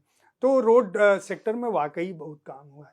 मेरे दिमाग में ये आया, ये एक सवाल है कि क्या आपके मन में ये कभी आया, या क्यों नहीं आया, कि प्रधानमंत्री को एक चिट्ठी इस बात पे लिखी जाए कि हिंदी को लेकर जो काम हो रहा है, जो आपकी चिंता का विषय है, कि अगर सरकार सेंटर बना दे, अगर चीनी सरकार बना सकती है हर यूनिवर्सिटी में जहाँ भी चाइनी भाषा पढ़ाई जा रही है, कि एक सेंटर हो जो चाइनीज़ को बढ़ावा देने की कोशिश करे, तो क्या इस तरह की कोशिश में एक पत्र लिखने की कोई योजना, संभावना, या अगर आपने नहीं लिखा तो क्यों नहीं लिखा हिंदी के लिए, तो ये कर सकते हैं? नहीं, आप व्हाट डू यू थिंक? मैं कुछ साल पहले, अभी ठीक से याद नहीं है, लेकिन वार्धा विश्वविद्यालय में कई प्रोफेसर जो अमेरिका या यूरोप से वहाँ हिंदी पढ़ाते हैं, वहाँ एक प्रोग्राम था, एक सिलेबस बनाने के लिए, जो विदेशी लोगों हिंदी विदेशी लोगों को सिखानी है। और हम वहाँ 2 हफ्ते तक रहे, बहुत काम किया, लेकिन फिर कुछ नहीं हुआ। और उस समय हमने एक चिट्ठी भी लिखी, लेकिन अभी मैं मतलब मुझे मतलब ये जो मैं एक चिट्ठी लिख दूंगी, ये मैंने एक लेख छपा, और ये मेरा काम है कि मैं अकादमिक में काम करती हूँ, मैं वो लिख दूंगी, छपा हुआ है, जिनको पढ़ना है वे पढ़ेंगे। मैं मतलब सीधे कोई चिट्ठी नहीं भेजना चाहती हूँ। आप बताइए। लेकिन नहीं, मुझे ऐसा लगता है कि मैंने कहा कि सरकारी ओर से कुछ सहायता चाहिए, क्योंकि मैं मतलब मैं सोचती हूँ कि यदि बाजार ही होता तो इस तरह का साहित्य नहीं होता। लेकिन सरकार की ओर से सहायता चाहिए और स्वतंत्रता भी, क्योंकि कभी कभी ये प्रॉब्लम होता है कि जो सरकार की ओर से होता है फिर कोई ना कोई दबाव भी हो, या ये ठीक नहीं है। तो इसमें कोई एक संतुलन होना चाहिए, और बहुत मुश्किल है, लेकिन मुझे ऐसा लगता है कि ये संभव हो। तो नहीं, मैं इसमें आंशिक रूप से मैं सहमत हूँ। और सरकार किसी की भी हो, ये ना सोचें कि अभी की सरकार या पहले की सरकार की। मैं उदाहरण देता हूँ और बहुत ही जिससे पता चल जाएगा। एक ट्यूबिंगन एक जगह है जर्मनी में, और ये बहुत अच्छा विश्वविद्यालय है। भारत सरकार भी वहाँ सहयोग करती है और थाईलैंड भी सहयोग करता है। थाईलैंड की जो राजकुमारी हैं वहाँ उसको आर्थिक मदद भी देती हैं। ट्यूबिंगन आप जाएंगे तो लगेगा कि इतना काम भारत पर हुआ है। और जिस गली में जाएंगे बड़ी इतनी मोटी कॉफ़ी टेबल बुक्स फोटोग्राफ्स के साथ, ये सब वहीं के एक छात्र ने, उसका नाम है आंद्रे पेंज, उसने और अंत में प्रार्थना का अनुवाद किया। Doctor Wakankar and upright Hindu, है ना। उसको उसमें एमफिल की डिग्री मिली। बातचीत हुई, मैं वहाँ गया, उनके साथ रहा। मुझे कोई दिक्कत नहीं होती है, क्योंकि मुझे बहुत बहुत स्वाभाविक रूप से सभी लोग अपने जैसे लगते हैं। तो मैंने पूछा कौन कौन आपको बहुत प्रिय है। उसको नागार्जुन के वरुण के बेटे बहुत प्रिय था। उसको अज्ञेय की शेखर एक जीवनी बहुत प्रिय था। तो उसने कहा अगर मुझे कोई फेलोशिप मिल जाए तो मैं इनका अनुवाद करना चाहूँगा। उसको उस मेरे वाले अनुवाद पर उसको जो इंटरनेशनल जूरी थी उसको सेकंड अवार्ड मिला। यहाँ वो आया, मैं आपको नाम नहीं लूँगा, उनको बहुत लोगों से मिलाया, लेकिन ऐसा कोई प्रोविज़न नहीं था कि वो अज्ञेय की शेखर एक जीवनी के अनुवाद के लिए उसको कोई फेलोशिप या 2 साल की आर्थिक मदद दी जाए, या बाबा नागार्जुन के वरुण के बेटे के लिए। आप सच्चाई पता करिए, लगभग असंभव है। होता क्या है कि अब जैसे जेसन ने किया, मेरा अनुवाद किया, बहुत किए, तो उसको वहाँ से मिला, पेन ग्रांट मिला, वो यहाँ आया, रहा। और अगर वो सिर्फ मेरी रचनाओं से प्रेम करने की वजह से यहाँ आता तो कैसे करता, कहाँ रहता, कहाँ जाता। और हम लोग भी देखिए कुल मिलाकर के ऐसे नहीं है कि किसी को अफोर्ड कर ले लंबे समय तक, है ना। तो यह दायित्व तो है। और ये भाषा ही नहीं, क्योंकि साहित्य संस्कृति का भी एक प्रतिनिधित्व करता है। और कई अस्मिताओं का, जो आपने कहा, यहाँ बहुत सारे समुदाय हैं, क्षेत्रीयताएं हैं, एथनिसिटीज़ हैं, उनके मूल्य अलग हैं, उनके पारिवारिक रिश्ते अलग तरह के हैं, उनका घर बनने का वो हर चीज़ भिन्न है, उसका भी प्रतिनिधित्व। बल्कि कई बार लोग कहते हैं कि भाई प्रेमचंद जी का जो हम पढ़ते हैं गोदान या और कुछ भी, तो जब जाते हैं तो वैसे गांव तो केरल में नहीं दिखाई देते हैं और दक्षिण भारत में नहीं दिखाई देते। तो ये तो लगता है कि थोड़े हिस्से का गांव है, तो यह भी सुनने को मिलता है ना। तो हम ये मान के चलें कि विलेज मॉडल भी बहुत तरह के हैं हमारे देश में, और उन सब का जब अनुवाद जाएगा, अनुवाद एक काम और भी करता है कि वो परिचित ही नहीं कराता है, वो कई बार संकट में पड़े हुए लेखक को, मैं तो कहा करता हूँ, रेस्क्यू ऑपरेशन करता है। वो उसको उठा के अपने यहाँ ले जाता है, उसको वहाँ समर्थन मिलता है। तो यह तो होना चाहिए। और जब आए थे, जब ईस्ट इंडिया कंपनी आई थी, नहीं आप फिर मुस्कुरा रहे हैं जयप्रकाश जी, आप ये बताइए। मेरा कहना ये है कि आपने क्यों नहीं सोचा कि मैं चिट्ठी कभी लिखूं। आज जो सरकार नहीं, आज जो सरकार है वो हिंदी के लिए काम कर रही है या नहीं कर रही है, अब ये मैं नहीं जानता। मैं सच प्रचार बाजार के रूप में 10 सालों में जो देखा, जैसे सड़कें आपने देखी हैं उस तरह से। सड़कें तो खैर बहुत आई, मैं तो इसमें मानूंगा कि इतनी अच्छी सड़कें बनी। जैसे मैं यहाँ से जाता था तो कई कई बार तो 2 दिन 3 दिन लग जाते थे मेरे गांव तक पहुंचने में, और 1057 किलोमीटर दूर है यहाँ से, 1057 किलोमीटर। और अब आप जाइए तो आप दिल्ली में नहीं मिलेंगे ऐसी सड़कें, पूरा खजुराहो और एक्सप्रेसवे एक्सप्रेसवे एक्सप्रेसवे। तो ये बहुत सुविधाजनक हो गया है। लेकिन साहित्यकार दूसरी तरफ भी देखता है, वो ये देखता है कि ये मैंने कहीं कहा भी कि इन सड़कों के जाने से जो बदलाव हो रहा है, जैसे मैं हूँ आदिवासी क्षेत्रों से, है ना, तो उनका जो अब तक का एक पूरा जीवन था वो अचानक हाईवे के आने से वो बिल्कुल बदल रहा है। ये चेंजिंग है, और इसको कैसे डॉक्यूमेंट करेंगे, है ना, इसको कैसे आप सुरक्षित करेंगे। 2 ही 3 तरीके हैं। एक तो अच्छा साहित्य लिखा जाए जो उनके जीवन को इस चेंजिंग टाइम पर देखे, है ना, और दूसरा ये कि फिल्म बहुत बड़ी जिम्मेदारी है। और बल्कि अभी एक फिल्मकार थे, उनके लिए कॉन्सेप्ट मैंने तैयार किया, तो उसका टाइटल फिलहाल यही दिया कि ट्राइब एंड द ट्रेन। तो कई जगह तो रेल की पटरियां अब पहुंची हैं उन इलाकों में, तो विकास हो रहा है। अगर ये विकास है तो कम्युनिकेशन में, परिवहन में, इन सब में तो हो रहा है, लेकिन इसका दूसरा पहलू भी है। और साहित्य क्या है ना कि सिर्फ वो एक ही पहलू को नहीं रखता है कि हाँ यहाँ ये मिलने लगा, खाने की जगह हो गई। वह भी देखता है कि इसके अलावा क्या हो रहा है, जो डार्क साइड है ना, वह भी उसकी जिम्मेदारी है। और यहाँ चाहिए अभिव्यक्ति की स्वतंत्रता, और किसी भी सरकार का विश्वास कि वह यह माने कि इसके पीछे कोई ऐसा नहीं हो रहा है कि जो ये साहित्य को नहीं करना चाहिए। साहित्य की दरअसल प्राथमिक उसकी गतिविधि है ये कि जो भी दृश्यमान है उसको दर्ज करे, और दूसरा ये कि फिर उसको जिन अर्थों तक वो ले जाना चाहता है वहां तक ले जाए। हर कोई आध्यात्मिक ही होता है, स्पिरिचुअल ही होता है। मैं आपको एक उदाहरण देता हूं, इनके देश के कुछ, मैंने बहुत पढ़ा है इटालियन कुछ लोगों, बहुत तो नहीं जितना पढ़ सकता हूँ। उम्बर्तो एको को काफ़ी पढ़ा, बल्कि इस बार तो उम्बर्तो एको का एक उपन्यास, हमारे यहाँ फ्ली मार्केट लगता है इनके यहाँ, तो मैंने देखा कि एक पतली सी किताब थी salmon fish, salmon and other essays.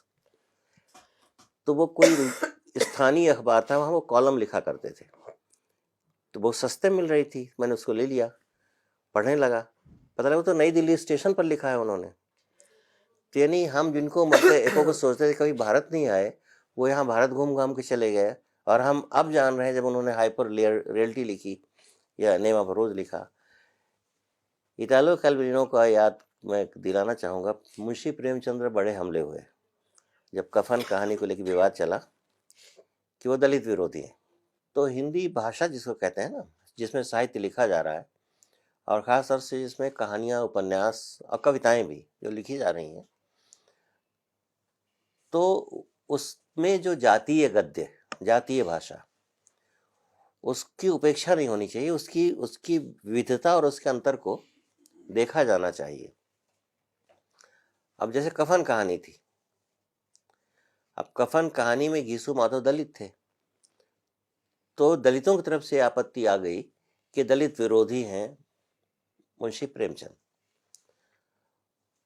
तो मुझे लग रहा था ऐसा है नहीं, वहाँ अगर कोई ब्राह्मण या कोई ओबीसी या कोई और भी होता, डिप्राइवेशन, वंचना की उसी स्तर तक पहुँचता कि पत्नी के इलाज कराने के पैसे न होते, कफन के पैसे न होते, चंदा वंदा करके चैरिटी, तो उसके ज़रिए अगर वो आसपास के लोग पैसा देते उसे, तो वही करेगा जो घीसू माधव ने किया, शराब पिएगा।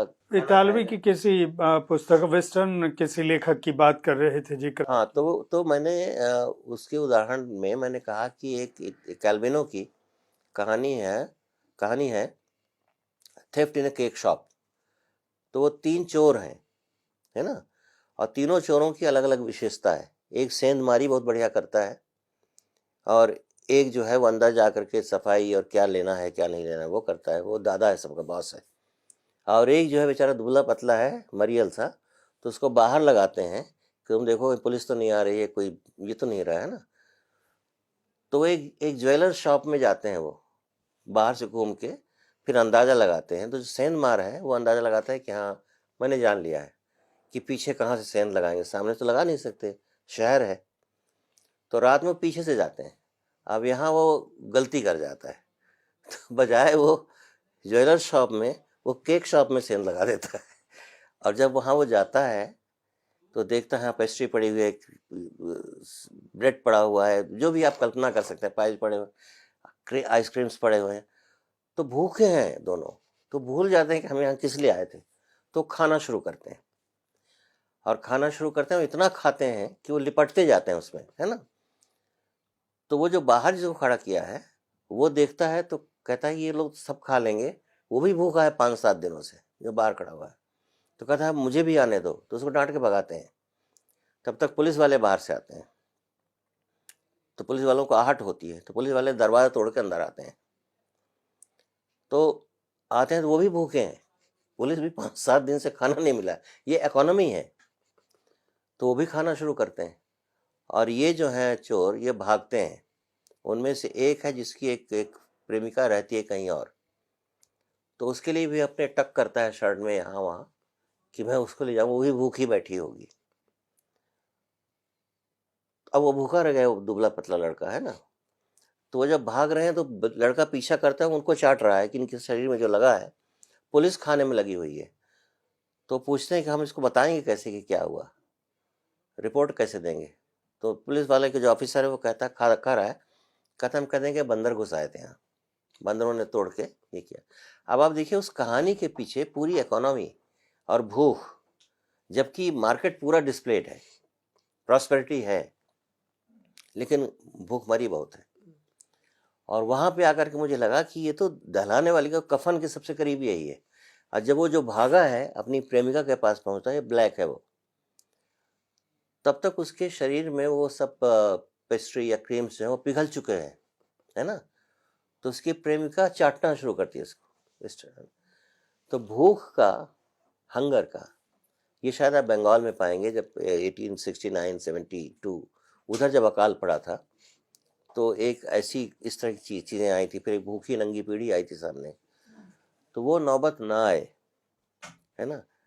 तो ये कहाँ से ये सूचनाएं मिलती हैं, वो प्रेमचंद ने दिया। क्योंकि कॉलोनियल टाइम में भले ये कहा जा रहा हो कि भारत बड़ा आधुनिक हो रहा था, बड़ा समृद्ध हो रहा था, रेलवे लाइन आ गई थी, अखबार निकलने लगे थे, ये होने लगा था, लेकिन यह भी था कि यीशु माधव भी थे वहाँ। तो ये काम साहित्य करता है ना।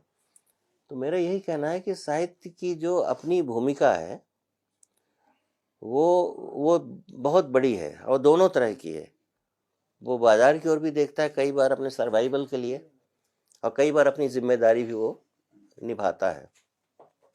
यही मेरा कहना था। मैं यह जानना चाहता हूँ, आप दोनों से मेरा सवाल है कि साहित्य की हमने बात कर ली, भाषा की हमने बात कर ली, अनुवाद की बात कर ली, बड़े लेखकों की बात कर ली, बाजार के प्रभाव की बात कर ली, सियासत की बात कर ली, सरकार की बात कर ली, अकादमिक क्षेत्र की क्या स्थिति इसकी बात कर ली। मैं ये जानना चाहता हूँ कि कलाओं की और सिनेमा की क्या भूमिका है एक दूसरे, पश्चिम और पूरब। जैसा कि आपने मुझे बातचीत में कहा था कि मैं पश्चिम और पूरब की अवधारणा को नहीं मानती, तो मैं ये कहूँगा कि भारत और यूरोपीय समाज को जोड़ने में, भाषा को जोड़ने में और संस्कृति को जोड़ने में कला और सिनेमा की क्या भूमिका है, मैं दोनों का मत जानना चाहूँगा। इटली में मतलब हम सिनेमा की परंपरा जो है वो बहुत महत्वपूर्ण है। द्वितीय महायुद्ध के बाद जो नियो रियलिज्म था वो बहुत मशहूर है, और इटली में भी और इटली से बाहर भी। और यदि हम रोबर्टो रोसेलिनी का नाम लेंगे तो वो, जैसे कि वो उस रोबर्टो रोसेलिनी की एक भारतीय पत्नी भी थी, और पत्नी भारत से भगाने के लिए एम.एफ. हुसैन का हाथ हुआ, तो उसका आत्मकथा में ये बहुत अच्छी तरह से सुनाई देती है। तो सिनेमा, प्यार, साहित्य सब कुछ मिश्रित होता है। और टोरिनो में एक बहुत अच्छा संग्रहालय होता है, म्यूजियम ऑफ सिनेमा, जो टोरिनो के प्रतीक में है। मोले एक इमारत है जो शहर का प्रतीक है, और उसमें जो म्यूजियम है वो बहुत मशहूर है। और मुझे ऐसा लगता है कि आजकल शायद इटली में जो फिल्में बनती है इतने मशहूर नहीं होते हैं, लेकिन अभी भी बहुत अच्छी फिल्में बनी जाती हैं इटली में। तो आप बताएं सर। नहीं, बिल्कुल सहमत हूँ मैं। बल्कि सिनेमा जब से आया तब से सिनेमा का बहुत बड़ा योगदान है, और वो साहित्य का ही एक हिस्सा है। और पहले तो साहित्य के साथ ही सिनेमा शुरू होता था। हमारे यहाँ भी जो बड़ी फिल्में बनी वो साहित्य से ही जुड़ी हुई थी। और यहाँ भी जब आप पढ़ाया जाता है पुणे में इंस्टीट्यूट में, तो जो पूरी उनकी सिलेबस है उसमें इटली के शायद सबसे अधिक फिल्मकार हैं। अधिक अगर नहीं भी हैं तो बहुत महत्वपूर्ण फिल्में हैं जो माइलस्टोन्स हैं।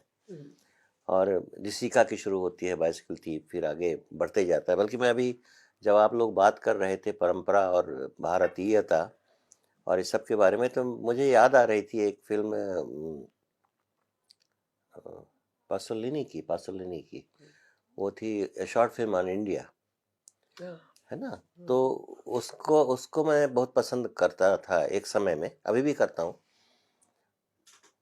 तो वो ऐसा था जो सिनेमा भी उसी तरह से साहित्य के अलावा समाज की स्थितियों से भी जुड़ा हुआ था, और उसमें वो हस्तक्षेप करता था। तो वो भारत आया तो एक प्रश्न लेके आया, और वो प्रश्न वो सबसे पूछता फिरता था। और वो फिल्म में है, 1 घंटे की फिल्म है, और मैं तो जयप्रकाश जी कहूँगा सबको देखनी चाहिए अगर उपलब्ध हो उसके प्रिंट तो। और प्रश्न ये है कि जब गाय को शेर खा रहा था और दिलीप सिंह उसको देख रहे थे, तो दिलीप सिंह ने, वो कहानी है ना, पूरी पुरानी कहानी है, तो दिलीप सिंह ने कहा कि चूंकि राजा, गाय, पृथ्वी दोनों का प्रतिनिधित्व करता है, तो तुम गाय को छोड़ दो और मुझे खा लो। वो ऐसा इसलिए कहा उन्होंने क्योंकि गाय को जब खाने जा रहा था शेर, तो गाय की आंख से आंसू बहने लगे। तो उसने पूछा शेर ने पूछा उससे, तो उसने कहा मेरा बछड़ा भूखा होगा। तब तक दिलीप सिंह ने अपने आप को गिरवी रख दिया, और जब वो गाय अपने बछड़े के पास गई तो बछड़ा दूध पी रहा था, फिर गाय रोने लगी कि अब अंतिम बार है। तो बछड़े ने पूछा, उसने बता दिया, अब बछड़ा आ गया। अब वो शेर के सामने तीनों ऑफर कर रहे हैं अपने। बछड़ा कह रहा है मुझे पहले खाओ, गाय कह रही है मुझे, राजा दिलीप सिंह कह रहे हैं मुझे। अब ये प्रश्न लेके वो आए पासोलिनी, तो वो सबसे मिला, यहाँ के जो प्रोफेसर्स थे उनसे मिला, यहाँ तक कि टाइम्स ऑफ इंडिया के जो एडिटर थे, बहुत बड़े इंटेलेक्चुअल, श्यामलाल जी आप सब जानते हैं, तो श्यामलाल जी से मिला कि अगर आप होते तो आप क्या करते।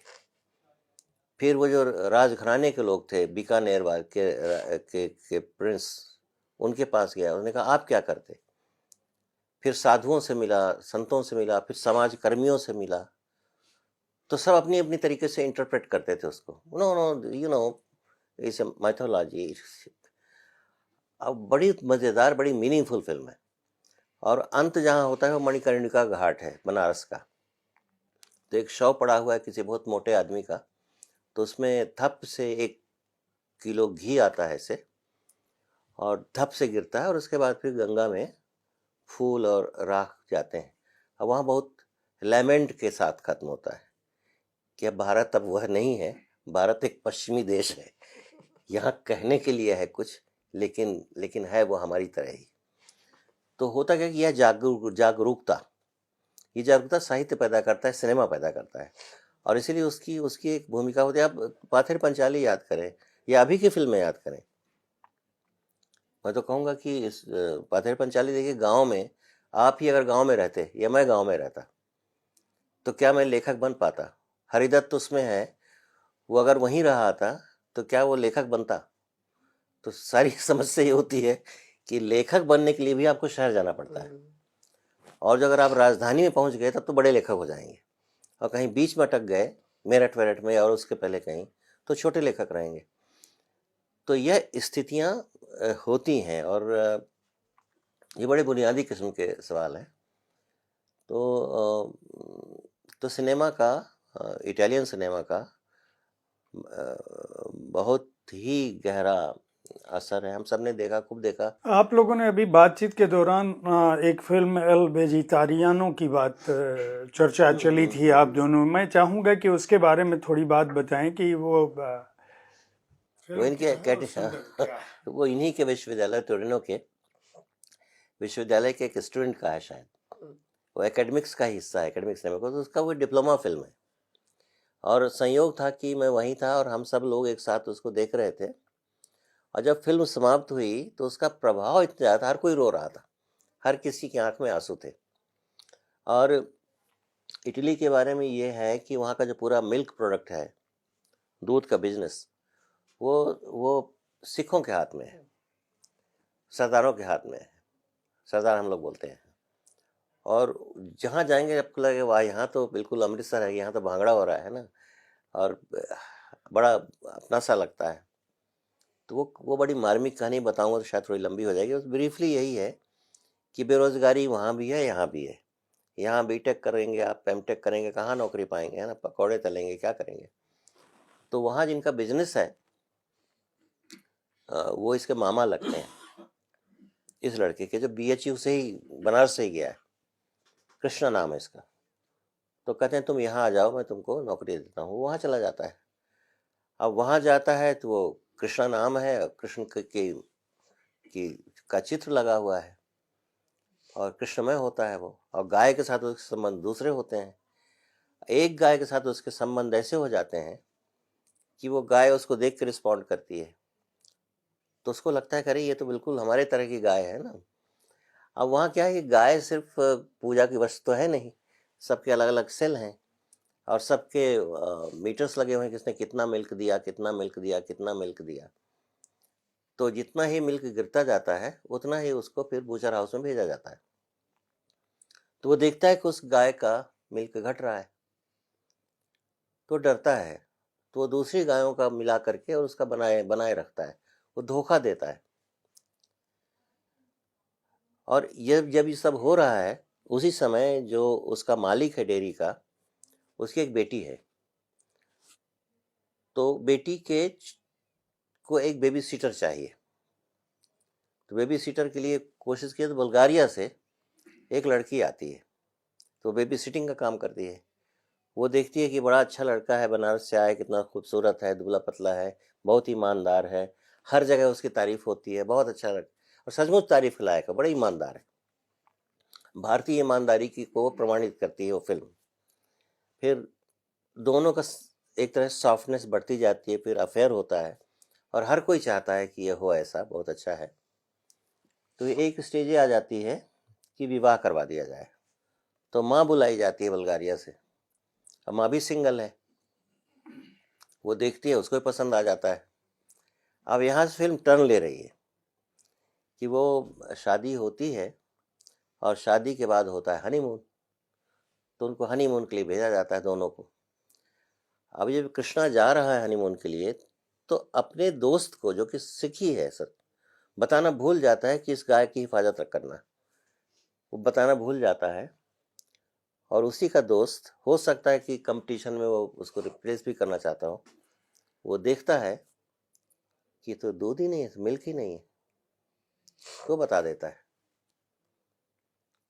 और उसका ये बताना बहुत बड़ा ब्रीच है। देखिए, प्रेम में जो आप धोखा देते हैं अपने प्रेमी को या दोस्त को, उतना ही बड़ा अपराध है किसी बिजनेस में, किसी व्यापार में अपने जो आपके क्या कहें, जो शपथ हैं उनको ब्रीच करना, ब्रीच ऑफ ट्रस्ट बराबर है वो।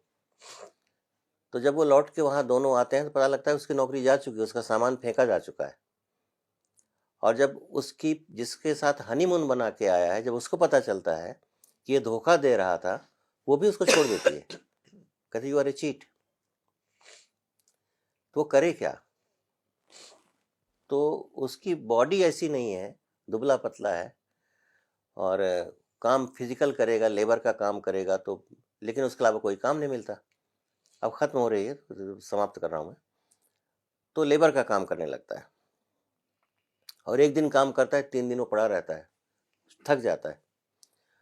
और उसने नदी के किनारे एक छोटा सा लकड़ी का बहुत सस्ते में एक अपार्टमेंट ले लिया है, हट ले लिया है, अपार्टमेंट, और वहाँ रहता है।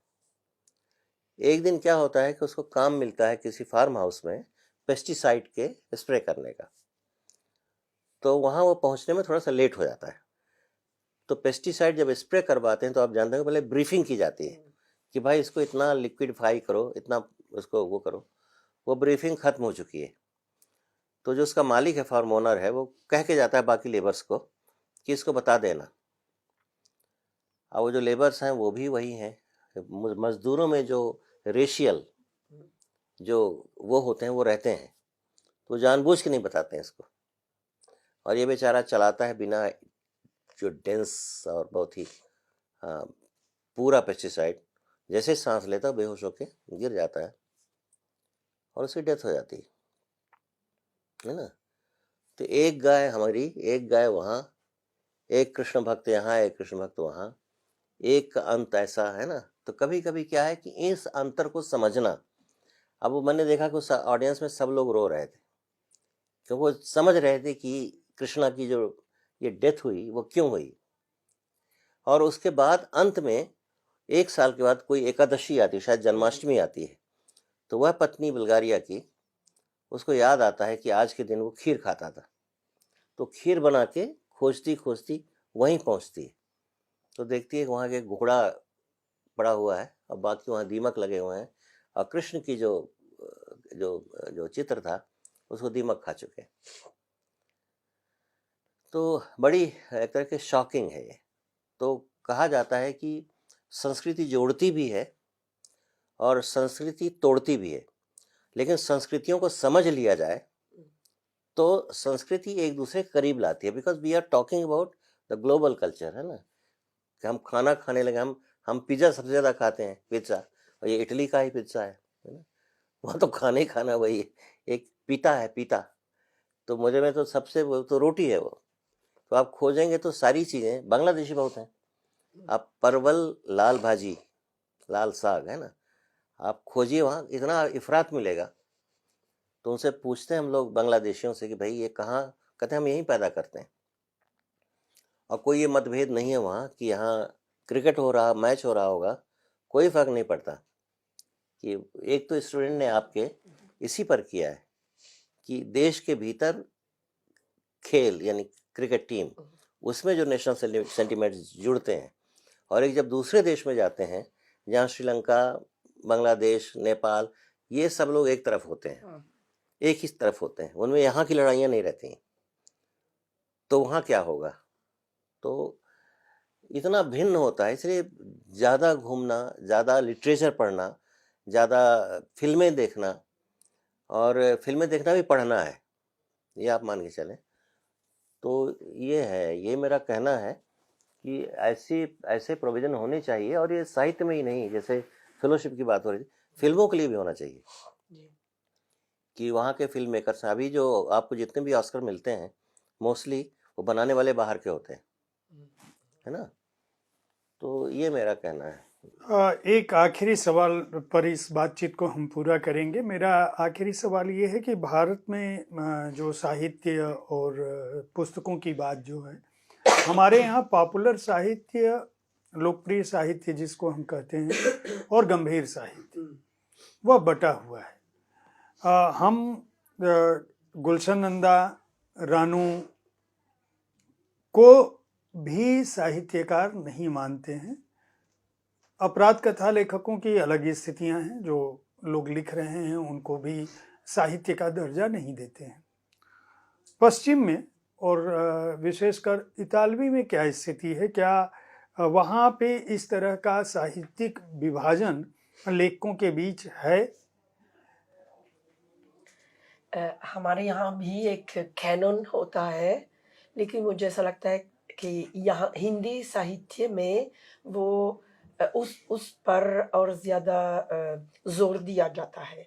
मैं देखती हूँ कि अभी भी रामचंद्र शुक्ला का हिंदी साहित्य का इतिहास, जो लगभग 100 साल पहले लिखा गया, तो अभी भी एक टेक्स्ट बुक है और वो बहुत अच्छी किताब है, लेकिन जो कैनन उसमें बनाया गया वो शायद अभी वैलिड नहीं होता है। मुझे ऐसा लगता है कि जैसे कि जो पेरियोडिजेशन है उसमें आजकल वैलिड नहीं होता। तो इतालवी साहित्य में भी एक कैनन होता है, लेकिन इतना फिक्स नहीं होता है।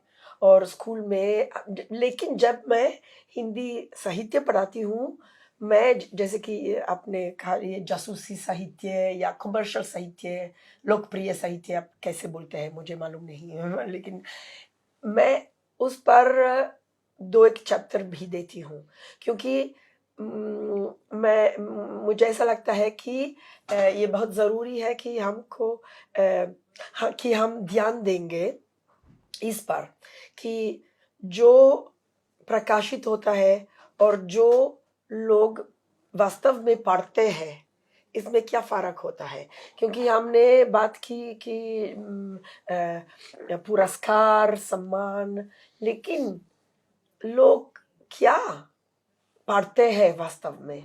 ये जो आवश्यक सम्मानित होता है कि जो जासूसी लिटरेचर होता है, जो मुझे नहीं लोकप्रिय मालूम। ये होता है इतालवी भाषा में भी है, ये होता है। एक उदाहरण दे दूंगी। एक लेखिका, लेकिन वास्तव में उसका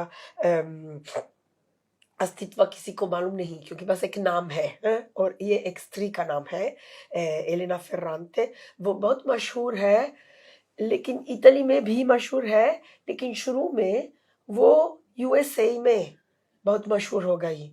और वो कमर्शियल लिटरेचर है या गंभीर लिटरेचर है पता नहीं, क्योंकि मुझे ये मेरा मतलब व्यक्तिगत आइडिया है कि वो इतना लोकप्रिय हो गया अमेरिका में, क्योंकि उसमें बहुत स्टीरियोटाइप्स होते हैं कि नेपल्स कैसा होता है। मतलब वो लोग, जैसे कि आप इटली के बारे में क्या सोचते हैं, इटली में क्या होता है, इस किताब में सब कुछ मिलेगा आपको, तो आपको बहुत पसंद होगा। लेकिन क्या ये गंभीर लिटरेचर है पता नहीं, कुछ लोग ऐसा सोचते हैं, कुछ नहीं। लेकिन वास्तव में ये बहुत लोकप्रिय होते हैं और लोग इन किताबों को पढ़ते हैं। तो यदि मैं हिंदी साहित्य पढ़ाती हूँ और सिर्फ मुक्तिबोध, प्रेमचंद पढ़ाऊंगी, लेकिन नहीं बताऊंगी कि देवकीनंदन खत्री भी, मतलब मुझे ऐसा लगता है कि जैसे कि रामचंद्र शुक्ला देवकीनंदन खत्री का नाम लेते हैं, लेकिन बोलते हैं कि ठीक है वो भी है, हाँ है, बोलना पड़ेगा, लेकिन वास्तव में वो साहित्य नहीं होता है। फिर भी हम यदि देवकीनंदन खत्री का काम नहीं देख लेंगे तो प्रेमचंद कौन पढ़ेगा? क्योंकि बहुत लोग हिंदी पढ़ने लगे सिर्फ चंद्रकांता पढ़ने के लिए, और रामचंद्र शुक्ला के कैनन में वो नहीं होता है, लेकिन मैं जब पढ़ाती हूँ वो बताती हूँ। और जासूसी लिटरेचर, हाँ वो शायद गंभीर लिटरेचर नहीं होगा, लेकिन फ्रांचेस्को ओर्सिनी ने भी एक बहुत अच्छी किताब लिखी जिसमें ये दिखाई देती है कि साहित्यिक दृष्टिकोण से जो प्रयोग है उन लोकप्रिय किताबों में वो बहुत महत्वपूर्ण है।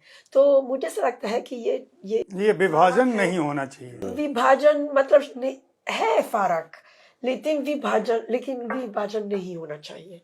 आप बताइए सर। नहीं, मैं सहमत हूँ, इससे सहमत हूँ। बल्कि ऐसा है भी नहीं, शैंडलियर है, ऐसे बहुत सारे हैं। नहीं, ये तो पश्चिम में है। भारत में तो बहुत एक बड़ी विभाजन रेखा दिखती है, जहाँ नीरज को भी नहीं माना जाता साहित्यकार। ये मुझे लगता है कि ऐसा कुछ तो अन्याय हुआ, देखिए। और इसका आक्षेप जो है वह वामपंथ पर अक्सर लगाया जाता है कि जो वामपंथी विचारधारा के जो आलोचक थे, उन्होंने मुख्य धारा में नहीं आने दिया उन लोगों को जो लोकप्रिय लेखक थे। ये तो है, ये इसमें आंशिक मतलब मैं सहमत हूँ आपकी बात से। यह एक तथ्य भी है कि लोकप्रियता से घबराते हैं लोग, चाहते ये हैं कि इनकी राजनीति तो लोकप्रिय हो, है ना, वो इतनी लोकप्रिय हो कि वही वही। लेकिन यहाँ पर वो बहुत अधिक क्या कहते, बहुत बहुत एक बंद वो उसमें रहने लगते हैं। और ऐसा हुआ, और निराला के साथ भी हुआ। और गीत में तो सोचिए, शंभुनाथ सिंह और नीरज जी, केदारनाथ सिंह की शुरू की वो रचनाएं हैं ना, फिर ओम ठाकुर, फिर छविनाथ मिश्र, बुद्धिनाथ मिश्र, सूर्य भानुगुप्त, है ना, और पूरी एक लंबी परंपरा कविता की, नवगीत की, गीत की। लोगों ने दोहे लिखे, सोरठे लिखे, क्या क्या लिखे, छप्पे लिखा, गीतिका, हरिगीतिका, वो सब किनारे हो गए। और उसके बाद एक बड़े गहरे ऐसा ऐसा ऐसा लगाव कि जिसको कभी देखा नहीं।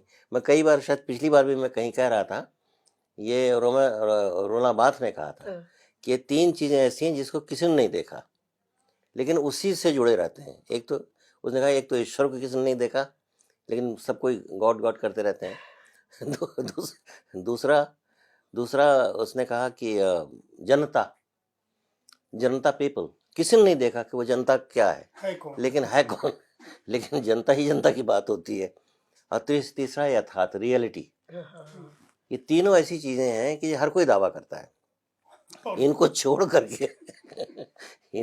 करके तो ये इनका कहना सही है कि जिसको हम ही लोगों का देखिए, जो विकास हुआ, कहाँ कुशवाहा खान, प्यारेलाल आवारा, इब्ने शफी, और इतना पढ़ा, और फिर उसके साथ जुड़ जाती है। और लिखने का एक तरह का सलीका भी मालूम होता है कि हम कितनी जल्दी तेजी से अंग्रेजी सीखने के लिए। मैं बता रहा हूँ, मैं तो बहुत गांव में रहा, मेरा तो कोई वो नहीं था। अंग्रेजी सीखने के लिए मुझे जेम्स हेडली चेज जैसे लोगों ने, है ना, उन्होंने मदद की। और कुछ एनोनिमस वो आते थे, उन्होंने मदद की। तो क्या है कि ये अय्यार कथाएं हैं, जो जासूसी कहानियां हैं, ये आपको बांध लेती हैं, और आप उसके जरिए आप भाषा सीखते जाते हैं। इस पे बहुत अच्छे उपन्यास है, मिलन कुंदेरा का उपन्यास है। और इसका भी सेंट्रल यूरोप का है, जो मिलोराद पाविच, उसमें रशियन सीखने के लिए वो भागा हुआ है चेकोस्लोवाकिया से, और उसको रूसी भाषा सीखनी है, या पता नहीं कौन सी भाषा सीखनी है। तो एक लड़की को रखता है जो उसे रूसी सिखा दे। तो ये नई भाषा सीखने की उम्र इसकी जा चुकी है, जैसे मेरी जा चुकी है। मैं नई भाषा अब नहीं सीख सकता, है ना, तो बहुत मुश्किल होती है। तो कैसे सीखता है, आप पढ़ेंगे उस उपन्यास को, मैं नाम भूल रहा हूँ, तो हर रोज जिस दिन वो टच करता है उसको, तो एक शब्द सीख लेता है। And then you can imagine, जिस दिन वो दोनों विवाह करते हैं, तब तक वो पूरी रूसी भाषा सीख चुका होता है। तो ये ऐसी चीजें हैं कि एक कथा में देखिए, कथा में अगर रोचकता ना हो, पठनीयता ना हो, किस्सा गोई ना हो, वो आपको बांध ना ले, तो उन्होंने कहा कि आपका कर्तव्य है कि आप जो प्रतिबद्ध साहित्य है उसको आप पढ़ाएं। तो आप फोर्स करके, बाय कोएर्सन, आप कैसे किसी को पढ़वाएंगे ये साहित्य? तो साहित्य उतना ही सहज है, होना चाहिए, जितना सहज आप पानी पीते हैं, अन्न खाते हैं, ना, वो आपके स्वाभाविक, हमारी सारी इंद्रियों को संतुष्ट करने वाला साहित्य। तो और इसमें कविताएं हैं, विलक्षण कविताएं। मुझे लगता है कि जैसे एक कविता मुझे याद आ रही है, कविता की प्राथमिक पाठशाला, उसमें ये कोई कविता कठिन नहीं होती है, कविता वही होती है जो होती है, बस ये है आपको उसमें कूद जाना है। हर कविता सरल होती है और जो कविता कठिन होती है वो कविता नहीं होती, है ना। तो any good art form, any good art, if it's really good, it doesn't need any critic, interpreter, anyone. और ये पल्प पर भी लागू होता है, और हाँ, जिसको हम गंभीर साहित्य कहते हैं, कहने के लिए साहित्य, उसमें भी लागू होता है। वो रिचर्ड बाख, जिसपे अंक निकाले इन लोगों ने कि रिचर्ड बाख का जो जोनाथन लिविंगस्टन सीगल करोड़ों बिक गई, तो डर पैदा हो गए, तो ये तो उल्टा जा रहा है। लेकिन पल्प ने भी बहुत बदला है, जिसको हम पल्प कहते हैं, गलत कहते हैं। जो लोकप्रिय साहित्य है या लोकप्रिय कलाएं हैं, उन्होंने भी अपने समय को बहुत गहराई से प्रभावित किया है, और उनका योगदान है, तो उसको स्वीकार करना चाहिए। आप सभी ने हमारी लगातार 2 सप्ताह बातचीत सुनी, कला, साहित्य, संस्कृति और यूरोपीय और भारतीय भाषा, साहित्य, समाज, संस्कृति किस रूप में एक दूसरे को प्रभावित कर रही है, किस रूप में बदल रही है। साहित्य तक के इस विशेष कार्यक्रम में शामिल होने के लिए उदय प्रकाश जी, प्रोफेसर अलेक्जेंड्रा, दोनों का धन्यवाद। और आप हमें देख पाए, सुन पाए, इसके लिए धन्यवाद। इस कार्यक्रम के बारे में अपनी राय से हमें अवश्य अवगत कराएं। अगले सप्ताह मैं फिर मिलूंगा किसी अतिथि के साथ, ऐसे ही इसी कार्यक्रम में। साहित्य तक को देखते रहें, बुक कैफे को देखते रहें, और भाषा, संस्कृति, संस्कार को विकसित करने की दिशा में कुछ कदम और आगे बढ़ते रहें। धन्यवाद।